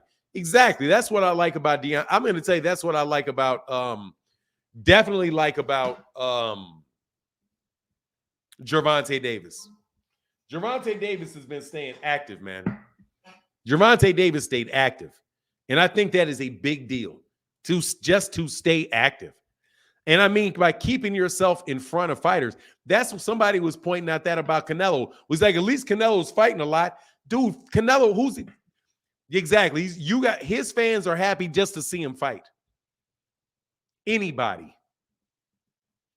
And he keeps getting paydays to fight anybody. Bud is worse. Man, you funny, man. Come on, Oz in the building. Much love in that super chat. Thank you, brother. Andrade is in a stronger position as the WBO mandatory. He can fight David Morrell and Plant Benavidez winner. Maul is still at 160. Not saying to wait for Nello. That's fair. No, I know what you're saying. I'm saying something different. Listen to what I'm saying. Come on.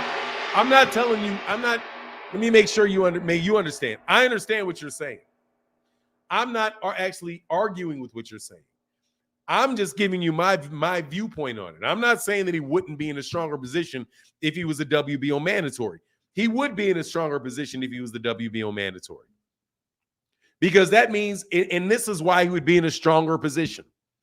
If Canelo Alvarez dropped the belt, then he would be able to fight somebody for that belt. You know what I mean?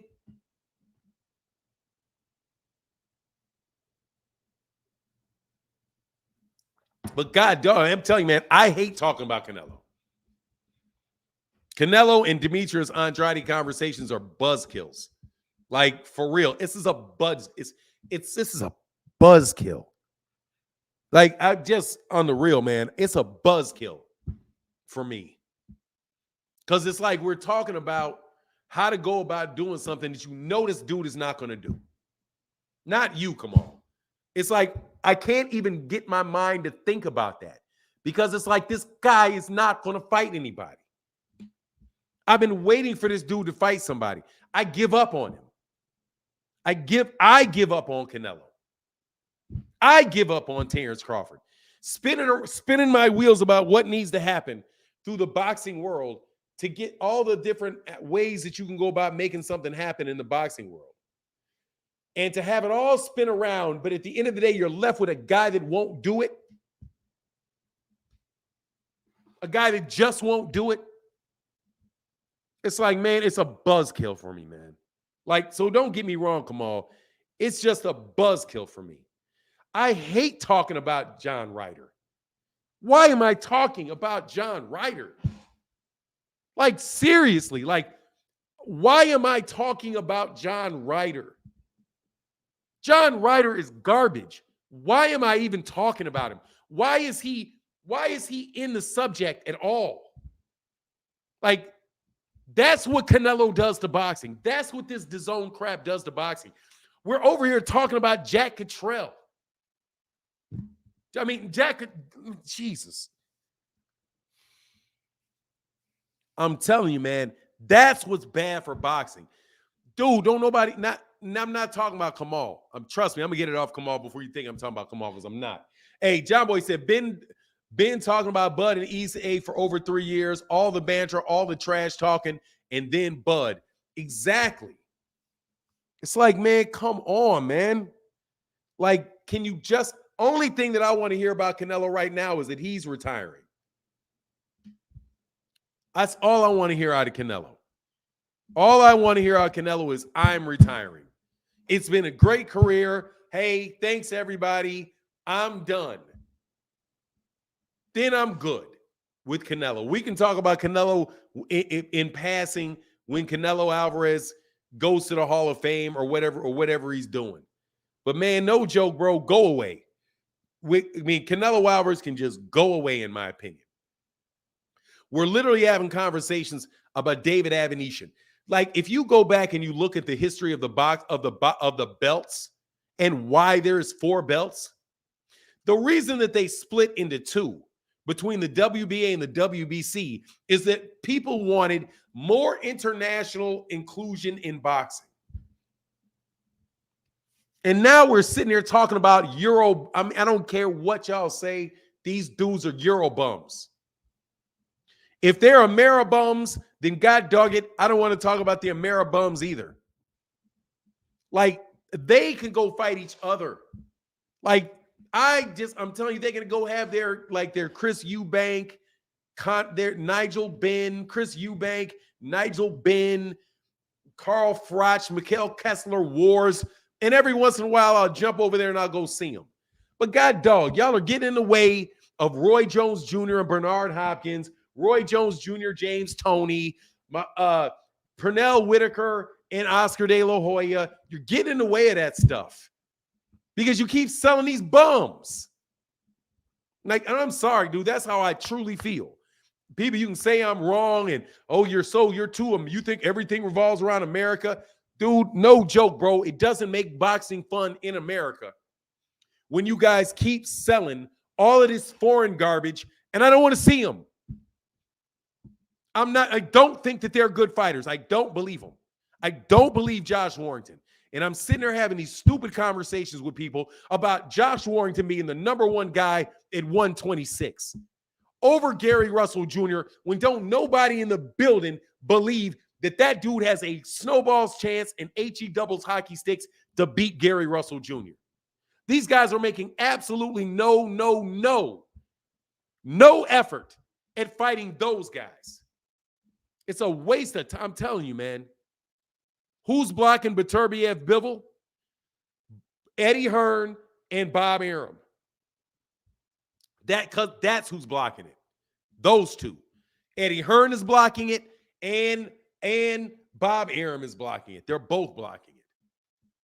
But whatever, bro. Like, y'all keep faking, like, you keep faking it, bro, and acting like you keep talking about when boxing was really, really good and when everybody was really interested in it and there was transcendent stars and all of this stuff. And you keep forgetting who they were fighting, where they were fighting, and who they were fighting. They keep saying boxing goes as heavyweights go. No, boxing goes as far as American boxing goes. And these guys are doing their absolute best to make sure that no American champion is considered to be the best in the world.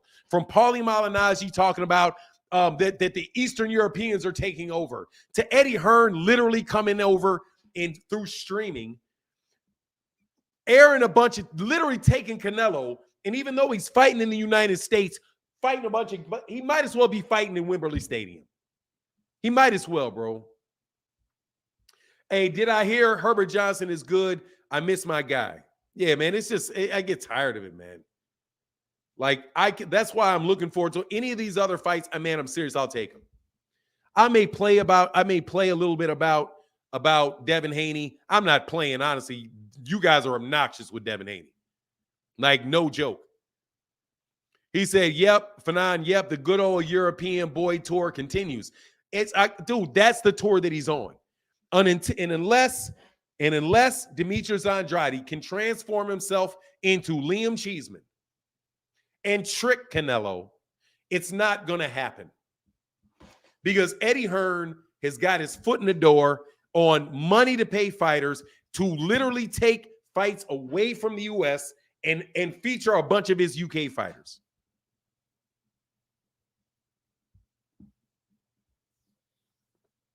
Buzzkill, man. It buzzkill. Like, hey, I agree, but Canelo Ryder is Boo's fault. Man, see,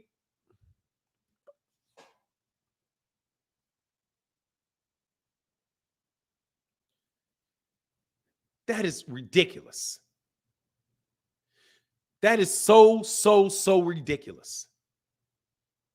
That you think Canelo versus Ryder is Demetrius Andrade's fault. See, that Kamal's my guy. Kamal, that's why I don't like that argument. Because it is. That's why I don't like that argument. Because of this. It is now Canelo Ryder is Boo-Boo's fault. No, it is not. Boo-Boo has absolutely no say-so or influence over who Canelo Alvarez fights. Dog, seriously, I'm going to throw you out forever.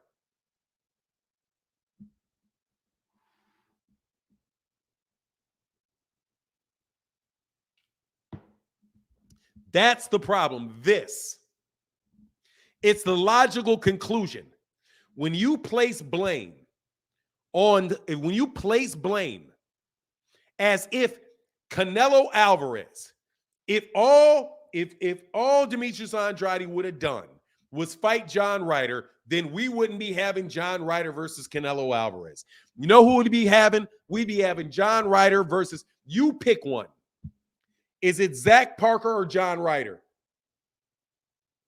It doesn't matter which way it goes. It's going to be one or the other. It's not going to be Andrade. The blame revolves around Canelo, and it is Canelo's to blame 100%. Because Canelo Alvarez could fight Demetrius Andrade as a voluntary. He does not need, let me repeat this. Canelo Alvarez does not need to be ordered to fight Demetrius Andrade. He was not ordered to fight. He was never ordered to fight Yildirim. He was never ordered to fight Callum Smith. He was never ordered to fight Rocky Fielding. He wouldn't have been ordered to fight Makabu. He was not ordered to fight Gennady Golovkin. He was not ordered any of those three times. He was not ordered to fight Dmitry Bivol. He was not ordered to fight Sergey Kovalev. He finds the ways all the time finds ways to fight people he's not ordered to fight. All the time. So no, it is not Boo-Boo's fault. It is Canelo's fault. And stop. That's that fake Canelo bullcrap where you guys are always trying to find a way to excuse Canelo from Canelo's decisions by pointing at the other guy and talking about what the other guy isn't doing. Well, Jamal Charlo just didn't fight enough this year. Oh, David Benavidez is just too tall. His dad should have stopped him from growing. Well, you know, he asked for the fight on a Tuesday, and Canelo only asked on Thursday. We don't like the color of his shoes.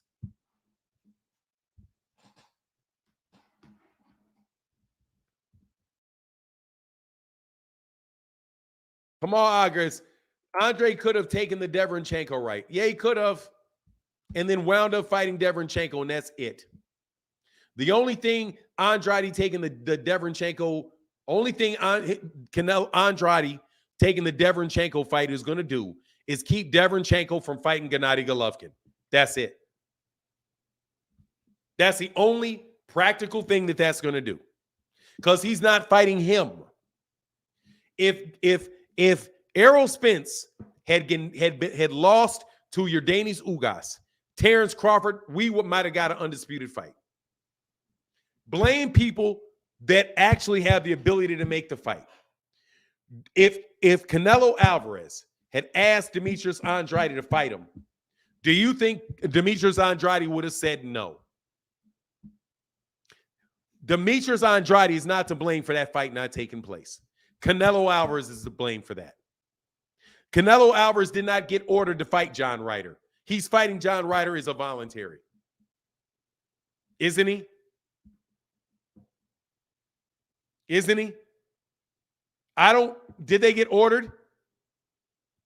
Did somebody order John Ryder to fight? Did the WBO or the IBF or the WBA order that fight? No. Not that I know of. None of them ordered that fight. None of them ordered that fight. So he's taking that as a voluntary. He could take, and guess what? John Ryder already lost to 4 guys that Canelo beat. So even if he lost to Demetrius Andrade, doesn't mean that Canelo's not going to fight him as a voluntary. Canelo Alvarez fought Yildirim as a voluntary, and he got knocked out cold by Chris Eubank. I'm not excusing Canelo from nothing. Now, Demetrius Andrade has made a bunch of stuff that I don't agree with him in his career, but Canelo ain't one of them. John Boy says, same ish with Buzz last 39 fights, all exhibition. Just his fans hype him up so much that he ain't done nothing. Man, I ain't gonna lie, bro. Canelo, to me, I don't mess with him, bro. No. Come on. He was not a mandatory until Canelo Alvarez requested for him to be that. Canelo Alvarez did not hold the WBC title. Let me go check. Yildirim was his mandatory.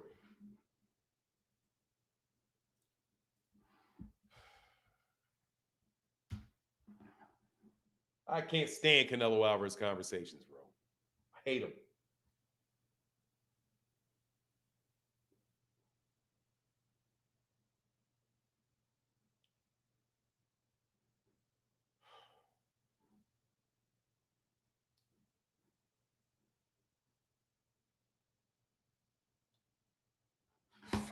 He's in my, I didn't want to go through it. So what? That's a big ass who cares, but he asked for that to be the mandatory.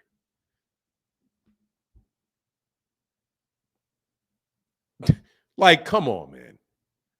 Come on, man. Come on, man. Come on, man. Come on, man. I'm not excusing Canelo for none of this garbage. I just can't wait for the dude to retire. This is ridiculous that we're having this conversation. This is why I've been having disagreements over the last couple of days. This is ridiculous that we're having this conversation. This is the dumbest conversation. This conversation is dumb. Dumb. Bobo said Yildirim was named mandatory after Benavidez was stripped for missing weight. Suleiman confirmed that Canelo requested Yildirim as a mandatory. Hey, excuse me. Can you give me this guy as my mandatory? Man, this is depressing, bro. Hey, man, come on. We can't ever talk about this again. Like, for real. It's going to put me in a bad mood for the rest of the day, bro. I am never going to have this conversation again. I can't stand it because it's just so ridiculous that Canelo Alvarez is not fighting these guys. Canelo Alvarez can fight all these guys as voluntaries. He requests a mandatory in Yildirim.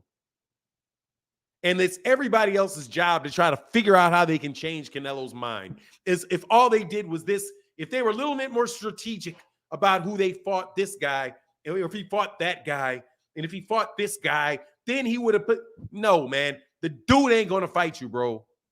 I don't care how many times you ask that chick on a date. The chick don't like you. She ain't dating you. I don't care if you go buy yourself a new suit, you get a new car, you get your teeth fixed. She don't like you.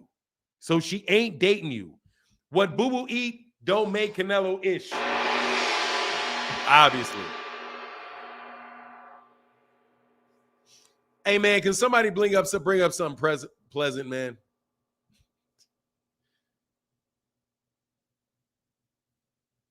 Nah, dude, you're good. Hey, come on, you good, bro. You're not disrupting my space, bro. Come on, you're good, bro. It's just I just don't like the conversation, man. And it's not you, it's the last dude. It's the last dude. It's weaponizing stupidity. It's just weaponizing stupidity. And see, people, and now come on, people do that to me. Where I will make an argument and you can make a solid point. But that solid point is then going to get turned around and people are going to say some very, very ridiculous things because there's nothing that you said that was not true. Canelo, he could have forced himself to be the WBO mandatory at 168 pounds. He could have. He could have. So you're going to say that that makes his position stronger. Fair. It makes his position stronger. Little bit subjective, but it strong relative to what? Right? Strong relative to the other people in the division? Yes. Strong relative to Canelo? I would say no. Because he's never going to be in a stronger position than he was when he was the WBO champion at 168 and Canelo Alvarez had all three of the belts. Because the prize was undisputed. And Canelo still said no. I just don't think Canelo just doesn't. I think Canelo is just a waste of time. I think he's a waste of time. So why can't we just enjoy Canelo's Hall of Fame career? Just yet, when it's over, I'll enjoy it. But dude, seriously, I want to see good fights, man. And we talk a lot about what's wrong with boxing. And this is very, very, very wrong with boxing, bro. Exactly. You say one truth with 99 lies, and that's how the narratives go. And they'll buy that stuff, man. Well, it said no evidence when Floyd was pretty boy Floyd. He fought the best after breaking his hands repeatedly and called himself Money Mayweather. And yeah, then he started, he then started cherry picking. I don't even see that Floyd cherry picked.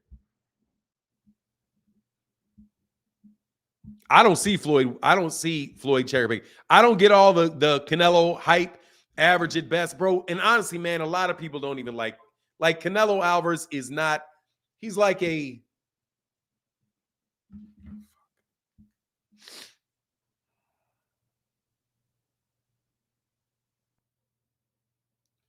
hey, much love to my man Incel in the Cash App, brother. Says showing support. Thank you, brother. Appreciate that, man. Appreciate that so much, bro. Keys to the Game Boxing, bro, said with most fighters active in 147, who can we potentially see Jaron Ennis fight next? Is it Ugas, Villa, or Butiev?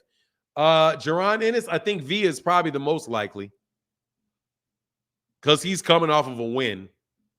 Butiev would be a really good fight. Ugas, I don't even know when Ugas is coming back. I don't know when Ugas is coming back. So I just don't know, bro. I don't know, bro. I don't know. He literally said he built Canelo up just to fight him.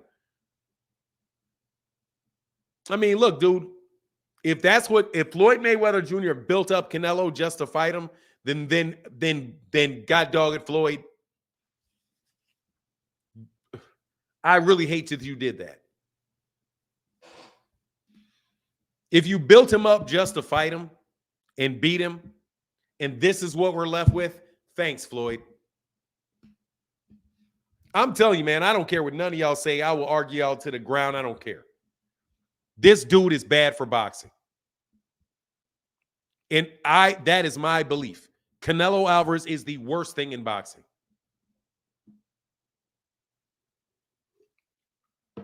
Because we're not getting any opportunities to see fights that we want to see in the United States. That's what I believe, bro. Fanon, when Cool Boy beats Inoue, will he be top 3 pound for pound? No, he will not be. Of course he will not be. According to me, will he be? No. Because I don't think I don't have Monster Inoue that high. I already think Cool Boy Steph is better than, for me, I think still think he's better.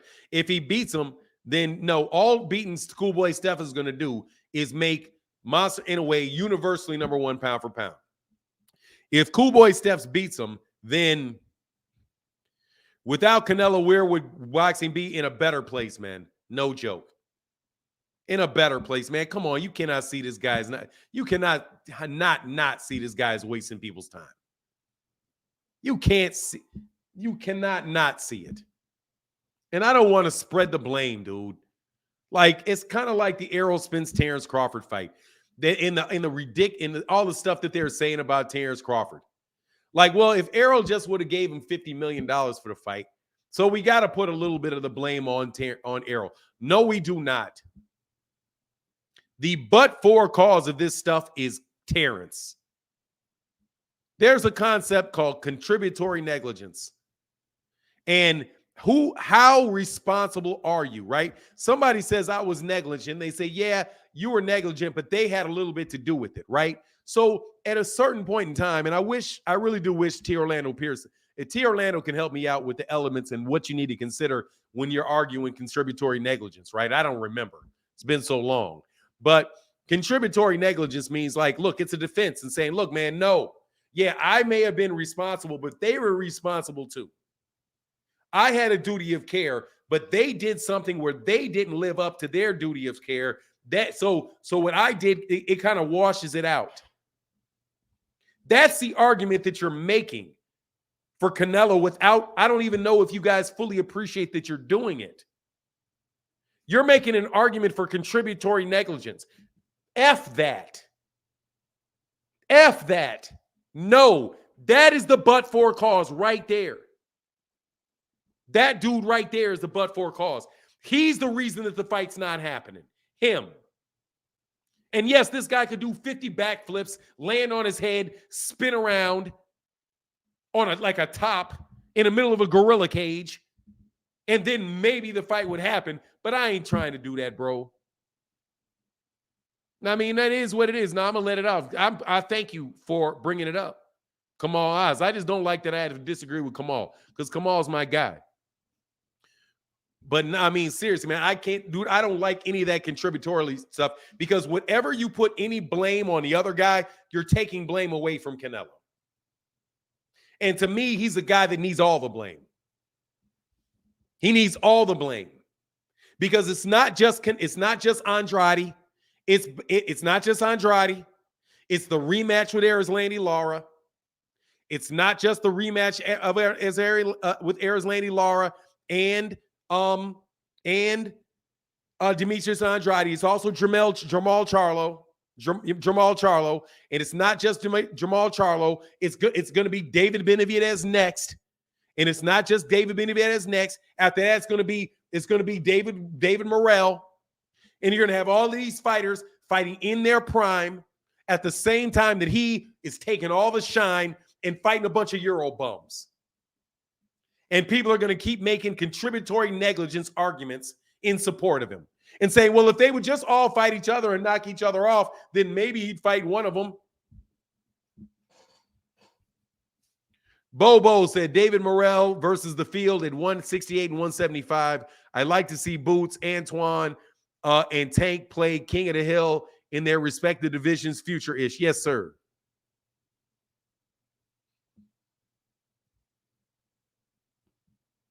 Like, man, seriously, man, I can't stand it, bro.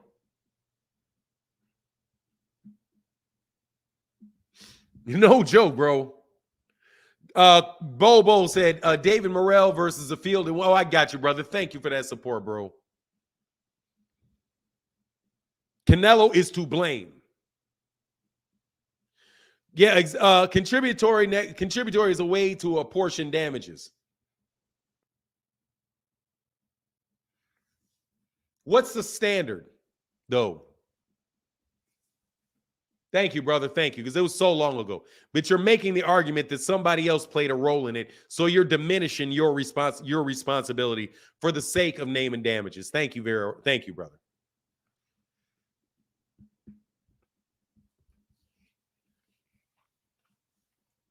But man, I'm telling you, I don't like it because it's a way to protect Canelo. Any way you go, it's a way to protect Canelo. At the end of the day, it's a way to protect Canelo. It's an argument that takes away from the responsibility of Canelo and it puts it on the other guy. And when we both know there's no way the guy was going to fight him. No way. He'd be better off. He's more likely to get a fight with Terrence Crawford. He might as well just lose weight. Go down to 150. Go down to 147, bro. Bono Fuego, Canelo fans have left the building. I appreciate your channel, Fanon. Thank you, bro. I mean, I'm okay with being a Canelo Alvarez fan, bro, but y'all gonna make me bust an eye blood vessel with that. I don't like it, man. I don't like it. But that's my own personal opinion. Rise said, I want to see Shakur versus Martin or Haney at 135. Oh, I would love to see that fight. I would love to see that fight. I would love to see either one of those fights. Shakur versus Martin would be a great fight. Shakur versus Haney would be a good fight. But there is something else, Rise. They're not going to make that fight. And thank you guys for keeping color in the chat. Thank y'all for keeping color in the chat, bro. Really, really, really do appreciate you, brother. Really appreciate you, man. What's going on? Upper echelon sports bar in the building. What's happening, man? After all the talent at 168. Yeah, we got to get off of that, man. We just got to get off of it, man. Usa.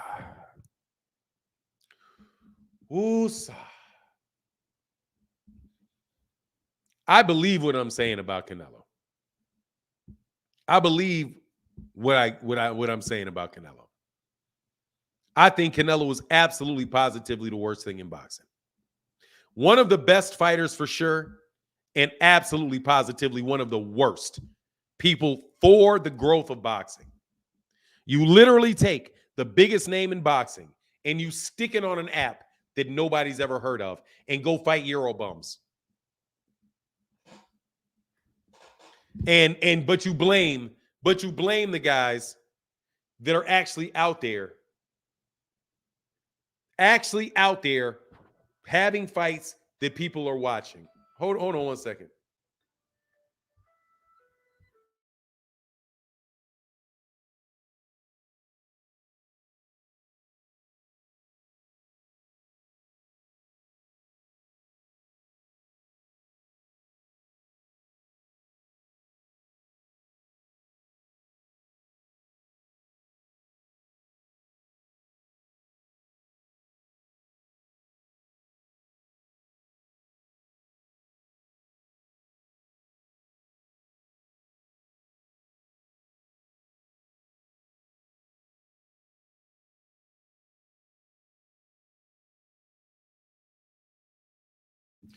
Okay, this day is not going well.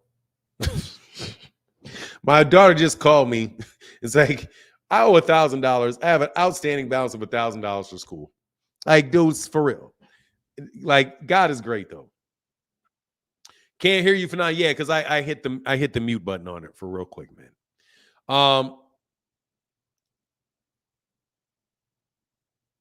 Canelo is worse than racism from old media towards black fighters. Yes, he is.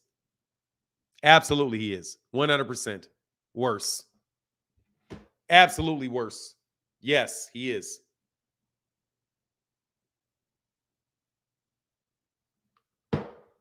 Yes, he is. Absolutely. Because what they're doing,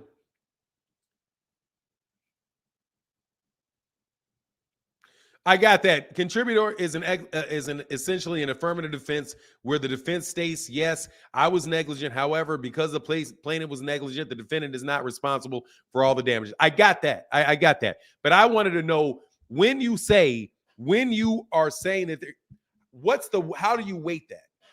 How do you weight that? You know what I mean? But anyway, don't worry about it, Orlando Pearson. Thank you, brother. Like I said, it's been so long since I heard it. It's been so long since I heard it, bro, that I'll research it myself, brother, and I get it in a couple minutes. To start off on your daughter's bill. Hey, thank you, brother. Appreciate you, man. Appreciate you, man. My man, upper echelon in the building. Thank you, brother. And shout out to Kamal Oz, brother. I appreciate you, man. Thank you so much for your support, bro. Don't worry about it. I'll figure it out myself, man. I just couldn't remember clearly. And I didn't want to state it incorrectly. But as I'm applying it to this one, and if you want to like to use it as a parallel, dude, who's responsible? Who's responsible, bro? The person that is responsible is 100%. If I'm the jury, dude, I'm not hitting this dude with just reliance. I'm hitting him with reliance. I'm hitting him with restitution. I'm hitting you with punitive damages, any and every type of special damage I can find to put on Canelo. But yes, Canelo's worse because racism is always here. And it's always here. We deal with it in everything. As far as boxing right now, dude, these guys would be doing just fine if he could fight them. He'd be doing the same. He'd be doing better without him. Now, don't get me right. Oh, no, 1 second, Rod, Hunter Young. But anyway, even if I said, okay, yeah, that's worse. Okay, give me a second. I say, okay, yeah, that's worse. But God dog, if the man is dead, if I have to literally think about whether him or racism is worse, that dude is bad. Okay, Canelo is bad. It's 6 years, bro. He's bad, bro. Hey, man, look, dude. Like I said, Canelo was the biggest disappointment for me as my entire time as being a boxing fan, bro. Canelo Alvarez is my biggest disappointment, bro. I was riding for Canelo, man. Hey, said I had the same thing with my son's tuition. I told them they're gonna wait because I have super chats to pay for. Thank you, Hunter Young. I appreciate you, brother. Thank you, bro. Much love in that chat, brother. Thank you so much, man. And John Bowie in the building said, here's something for that bill. Hey, thank you, bro. I appreciate you, man. I'm going to be able to. God's blessed me, bro. Y'all bless me. I'm going to be able to get it done. And my man, Keisa Gaming Boxing Channel said a little something to help with the tuition, brother. I know how it is with 2 kids in college. Yeah, man. And right when she gets out, I got another one going in, bro, if I can get him to act right. But he's acting more right every day. You can't just flip a switch on it. You know what I'm saying? Rise Podcast. And thank you guys for keeping the color in the chat, bro. Thank you. Rise Podcast said, did you see my last deal? I'm going to take the rest of this day off, bro. Rise, you laughing, bro. All I saw was laugh. Saw you laugh. Put it in the chat again, Rise, and I'll get you. Otherwise, I got to go way back. John Boy in the building said, I don't think Canelo even has it in him to beat Plant now. Just my personal opinion. After Bivol wrote the book on how to beat Canelo for dummies. Yeah, that's a good point, man. That's a good point. I just so sick. I just, ugh. That's all I can say is, ugh. Hey, Matthew Thomas said, here's my 5 cents for now. Hey, thank you, Matthew Thompson. Thank you, bro. And the Rise Pocket said it'd be worse. Oh, said it'd be worse if you didn't have the 1K to pay. Oh, my God. Tell me about it. Much love in that super chat, bro. That's why my daughter's an athlete. Man, I put my kids in sport just in case I didn't have it, bro. He said, hey, Martin, a little something extra. Hey there, Fanon. Oh, hey there, John Boy in the chat. Thank you, Barbara D. Much love in that super chat, Barbara D. Thank you so much, man. Thank you. And my man, John Boy, back in the building, said, hey, Mama Barbara D. Love. Hey, can everybody give Kamal Oz a round of applause, bro? Give Kamal Oz a round of applause, bro. Fanon, this is a great day. This is a great, okay, this day is great. It would be bad if you didn't have 1,000 to send. Yeah, tell me about it. Tell me about it. But hey, black schools will work with you, though. Black schools will work with you. Hey, Fanon. Okay, yeah, I got you. Oh, thank you, brother. Oh, hey, by the way, shout out to Kamal Oz. I don't mean to be, I'm sorry, bro. It's just the whole situation for me, man, with Canelo Alvarez. It's like you got to understand where I am with Canelo. Dude, I was a big Canelo Alvarez fan, man. I was a big Canelo Alvarez fan. I was rocking with Canelo Alvarez dang near like, dude, I was rocking with Canelo Alvarez like I was rocking with Gervonta Davis. Like I liked him as much as I like Gervonta. I liked him as much as I like Errol. I liked him as much as I like especially in them Gennady Golovkin fights and the Julio Cesar Chavez fight. I was rocking with all these guys. I'm telling you, these Mexican dudes was like, Canelo is a itch. They could not stand Canelo. And I was like, man, why not? And a whole bunch of dudes, like when I was like, like really rocking with dudes in the LDBC, dudes were like, man, Canelo this, Canelo that. I was like, man, Canelo's a great fighter. And then, dude, he let me down time and time again. He let me down with the juice. Then he lets me down with the franchise belt. Then he lets me down with the ducking. Then he goes, when he gets away, it's like, dude, I'm like, okay, well, it's Oscar. And then as soon as he gets away from Oscar and he can go over to the zone and he does one fight with the PBC, and I'm like, okay, it's on and popping. And then he bumps right back into it. No, man, I can't. I'm sorry, brother. You all think I'm a hater, like I got some innate problem with him. I don't. The dude is a disappointment, man. As a boxing fan, for somebody that stood up for Canelo for a long time, Canelo Alvarez, to me, is a disappointment.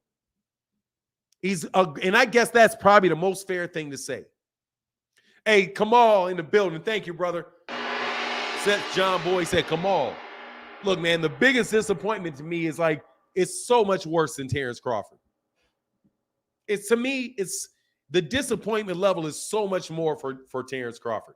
Because at least with Terrence Crawford, I got a sense of it. Because I was like, why does he have to, I was kind of prepared for him. Once he started doing things, once he did that thing where he made Sean Porter be a voluntary. When he made him be a mandatory. When he came to be a mandatory. I was like, hold on, man. What does he need to be a mandatory for you to fight him for? I'll fight you if you become a mandatory? Who says that? Who says that? I'll fight you if you become my mandatory. And now with Canelo, we literally have to make a bunch of talks about, oh, man, if he could just do these things to become his mandatory. What's wrong with Canelo Alvarez fighting him as a voluntary? What's wrong with you just fighting the guy? Why do you have to be forced to do it? That's like, why do you have to be forced to do what's right? That's my disappointment. Why do you have to be forced to do what's right? Why do we have to have a hour conversations about how this guy can figure out a way to force you to fight him? And if he can't find a way to force you to fight him, then it's his fault that you choose not to fight him. So, I mean, I respect Jake Donovan. I like Jake Donovan, but still, it's still apportioning blame. That's what I was looking for, T. Orlando. It's apportioning blame. No, bro. The blame is with Canelo, and that blame is with Canelo. Canelo can fight that guy if he wants to tomorrow.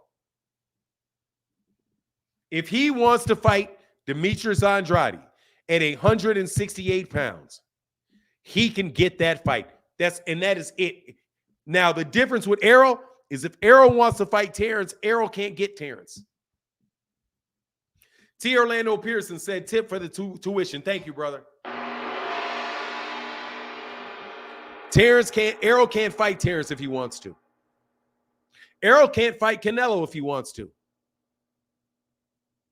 Errol can fight Benavidez anytime he wants to. He can fight David Morrell anytime he wants to. He can fight Demetrius Andrade anytime he wants to. He can fight any of these guys. Jamal Charlo. He can fight Jamal Charlo anytime he wants to. Anytime he wants to. If he wants to fight Errol Spence Jr. in December, he can fight Errol Spence Jr. in December at 168 pounds. And Errol Spence will go to 168 to fight that man at 168 pounds. Anybody that can actually make that fight will go fight that guy. John Boy said, but you see how Bud blames PBC, Al Haymon, Errol, my cat, my dog, the sky, the dirt, everybody but himself. Bud blame ASF. I mean, he's super, dude. That's what I'm saying. This is what's wrong with boxing. This is the biggest problem for me. Is the biggest problem in boxing that nobody was gonna let Floyd Mayweather Jr. off the hook for fighting Manny Pacquiao. It didn't care who he fought. It's when you're gonna fight Manny Pacquiao. What about Manny Pacquiao? What about Manny Pacquiao? There is none of that for Canelo. And I knew Canelo was going to fight John Ryder at least a year ago because that's what Eddie Hearn said he was going to do. Oh, we'll be fighting John Ryder later. All John Ryder has to do is beat whatever Zach Parker. And if it wasn't Zach Parker that he was going to fight, he would have been somebody else. Tevis Smith in the building said, Canelo was that dude till he discovered that he has a hard time with skilled top-level fighters and decided just to avoid them altogether. Bro, he's just he's such a monster disappointment, bro. He's just such a monster disappointment, bro. John Boy in the building said, my guy Tevis Smith alive. Yes, sir. Been been worried about you, bro. Thank you, brother. And much love in that super chat to all y'all, bro. And Lamar in the building said, listen every day, IRS be working me hard, but I enjoy the talk every day. Waiting on Spence and Tank official fights. Plant Benavidez. Can't wait all day, bro. Yeah, exactly. Said I knew when John Ryder robbed Danny Jacobs, he was Canelo bound. Dude, the man lost. Dude, he lost to 5 people that Canelo Alvarez fought.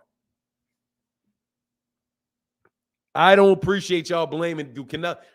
Put that blame back on that dude, man. Please put that blame on Canelo. Do not give Canelo. God, dog, he got everything else. He don't need a pass to boot. You know what I'm saying? Anyway, though, hey, man, but much love to Kamal Oz. Seriously, bro. I'm for real, you my guy. You definitely welcome, man, but I always go past the argument to what the argument, like, what's the grand point of it?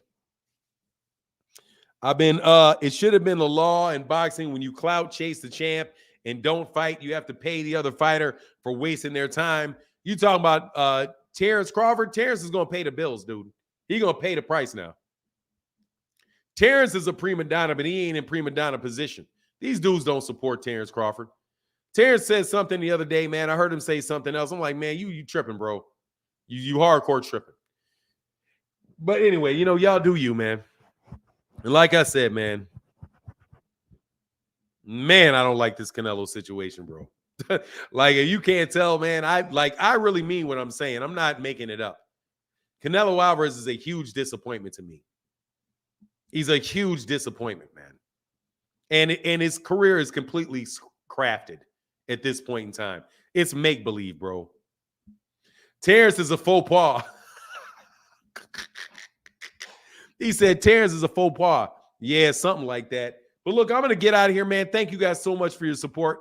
Thank you guys so much for your support. I really appreciate it. Thank you guys. We'll be back tomorrow. Kamal Oz again, brother. Appreciate you so much for coming on to the chat. It didn't wind up saving my voice, though, talking about Canelo, because the Canelo thing is just such a personal thing to me. Because, he let me down, man. If Errol Spence Jr. was behaving like this, bro, I swear to goodness, bro, I would do the same thing with Errol. If Errol started wearing pink, but God, dog, Errol, don't, man, look, Rise Podcast. I am so glad that Gervonta Davis took out all them gold chains. You notice how Gervonta only wears like one thing of diamonds now? I am so glad Gervonta Davis did not pull out silk pajamas. I am so glad that this man said, look, man, I am going to leave Floyd Mayweather Jr. so that he never complained about his money. You guys want to get on Gervonta, but let's analyze this for a second, okay? You don't got to be the mandatory for this dude to fight you. You do not have to be the mandatory. And matter of fact, what he said was, drop the belts, I'll fight you. let's talk. I'm going to go on for a couple more minutes. Let's talk about how exactly opposite Gervonta Davis's attitude is at lightweight than Canelo Alvarez is. That man said, look, man, keep your belts. I will fight you without a mandatory. I don't need to be a mandatory to fight you. And he left. He never complained about his money with Floyd. Never. He said, I want to make the fight. I want to make bigger fights. So we're going to go get all these dudes. That's why I'm leaving Floyd. Because he wanted to make better. What did Canelo do? Canelo left Oscar De La Hoya and got worse. Canelo left Oscar De La Hoya and got worse. Didn't want them to go fight Kambosos. What do you mean didn't want who to fight Kambosos? I'm telling you what the man said. The man said, hey, man, you can keep it. But look, I'm out of here. What's up, Rachel and Nonito?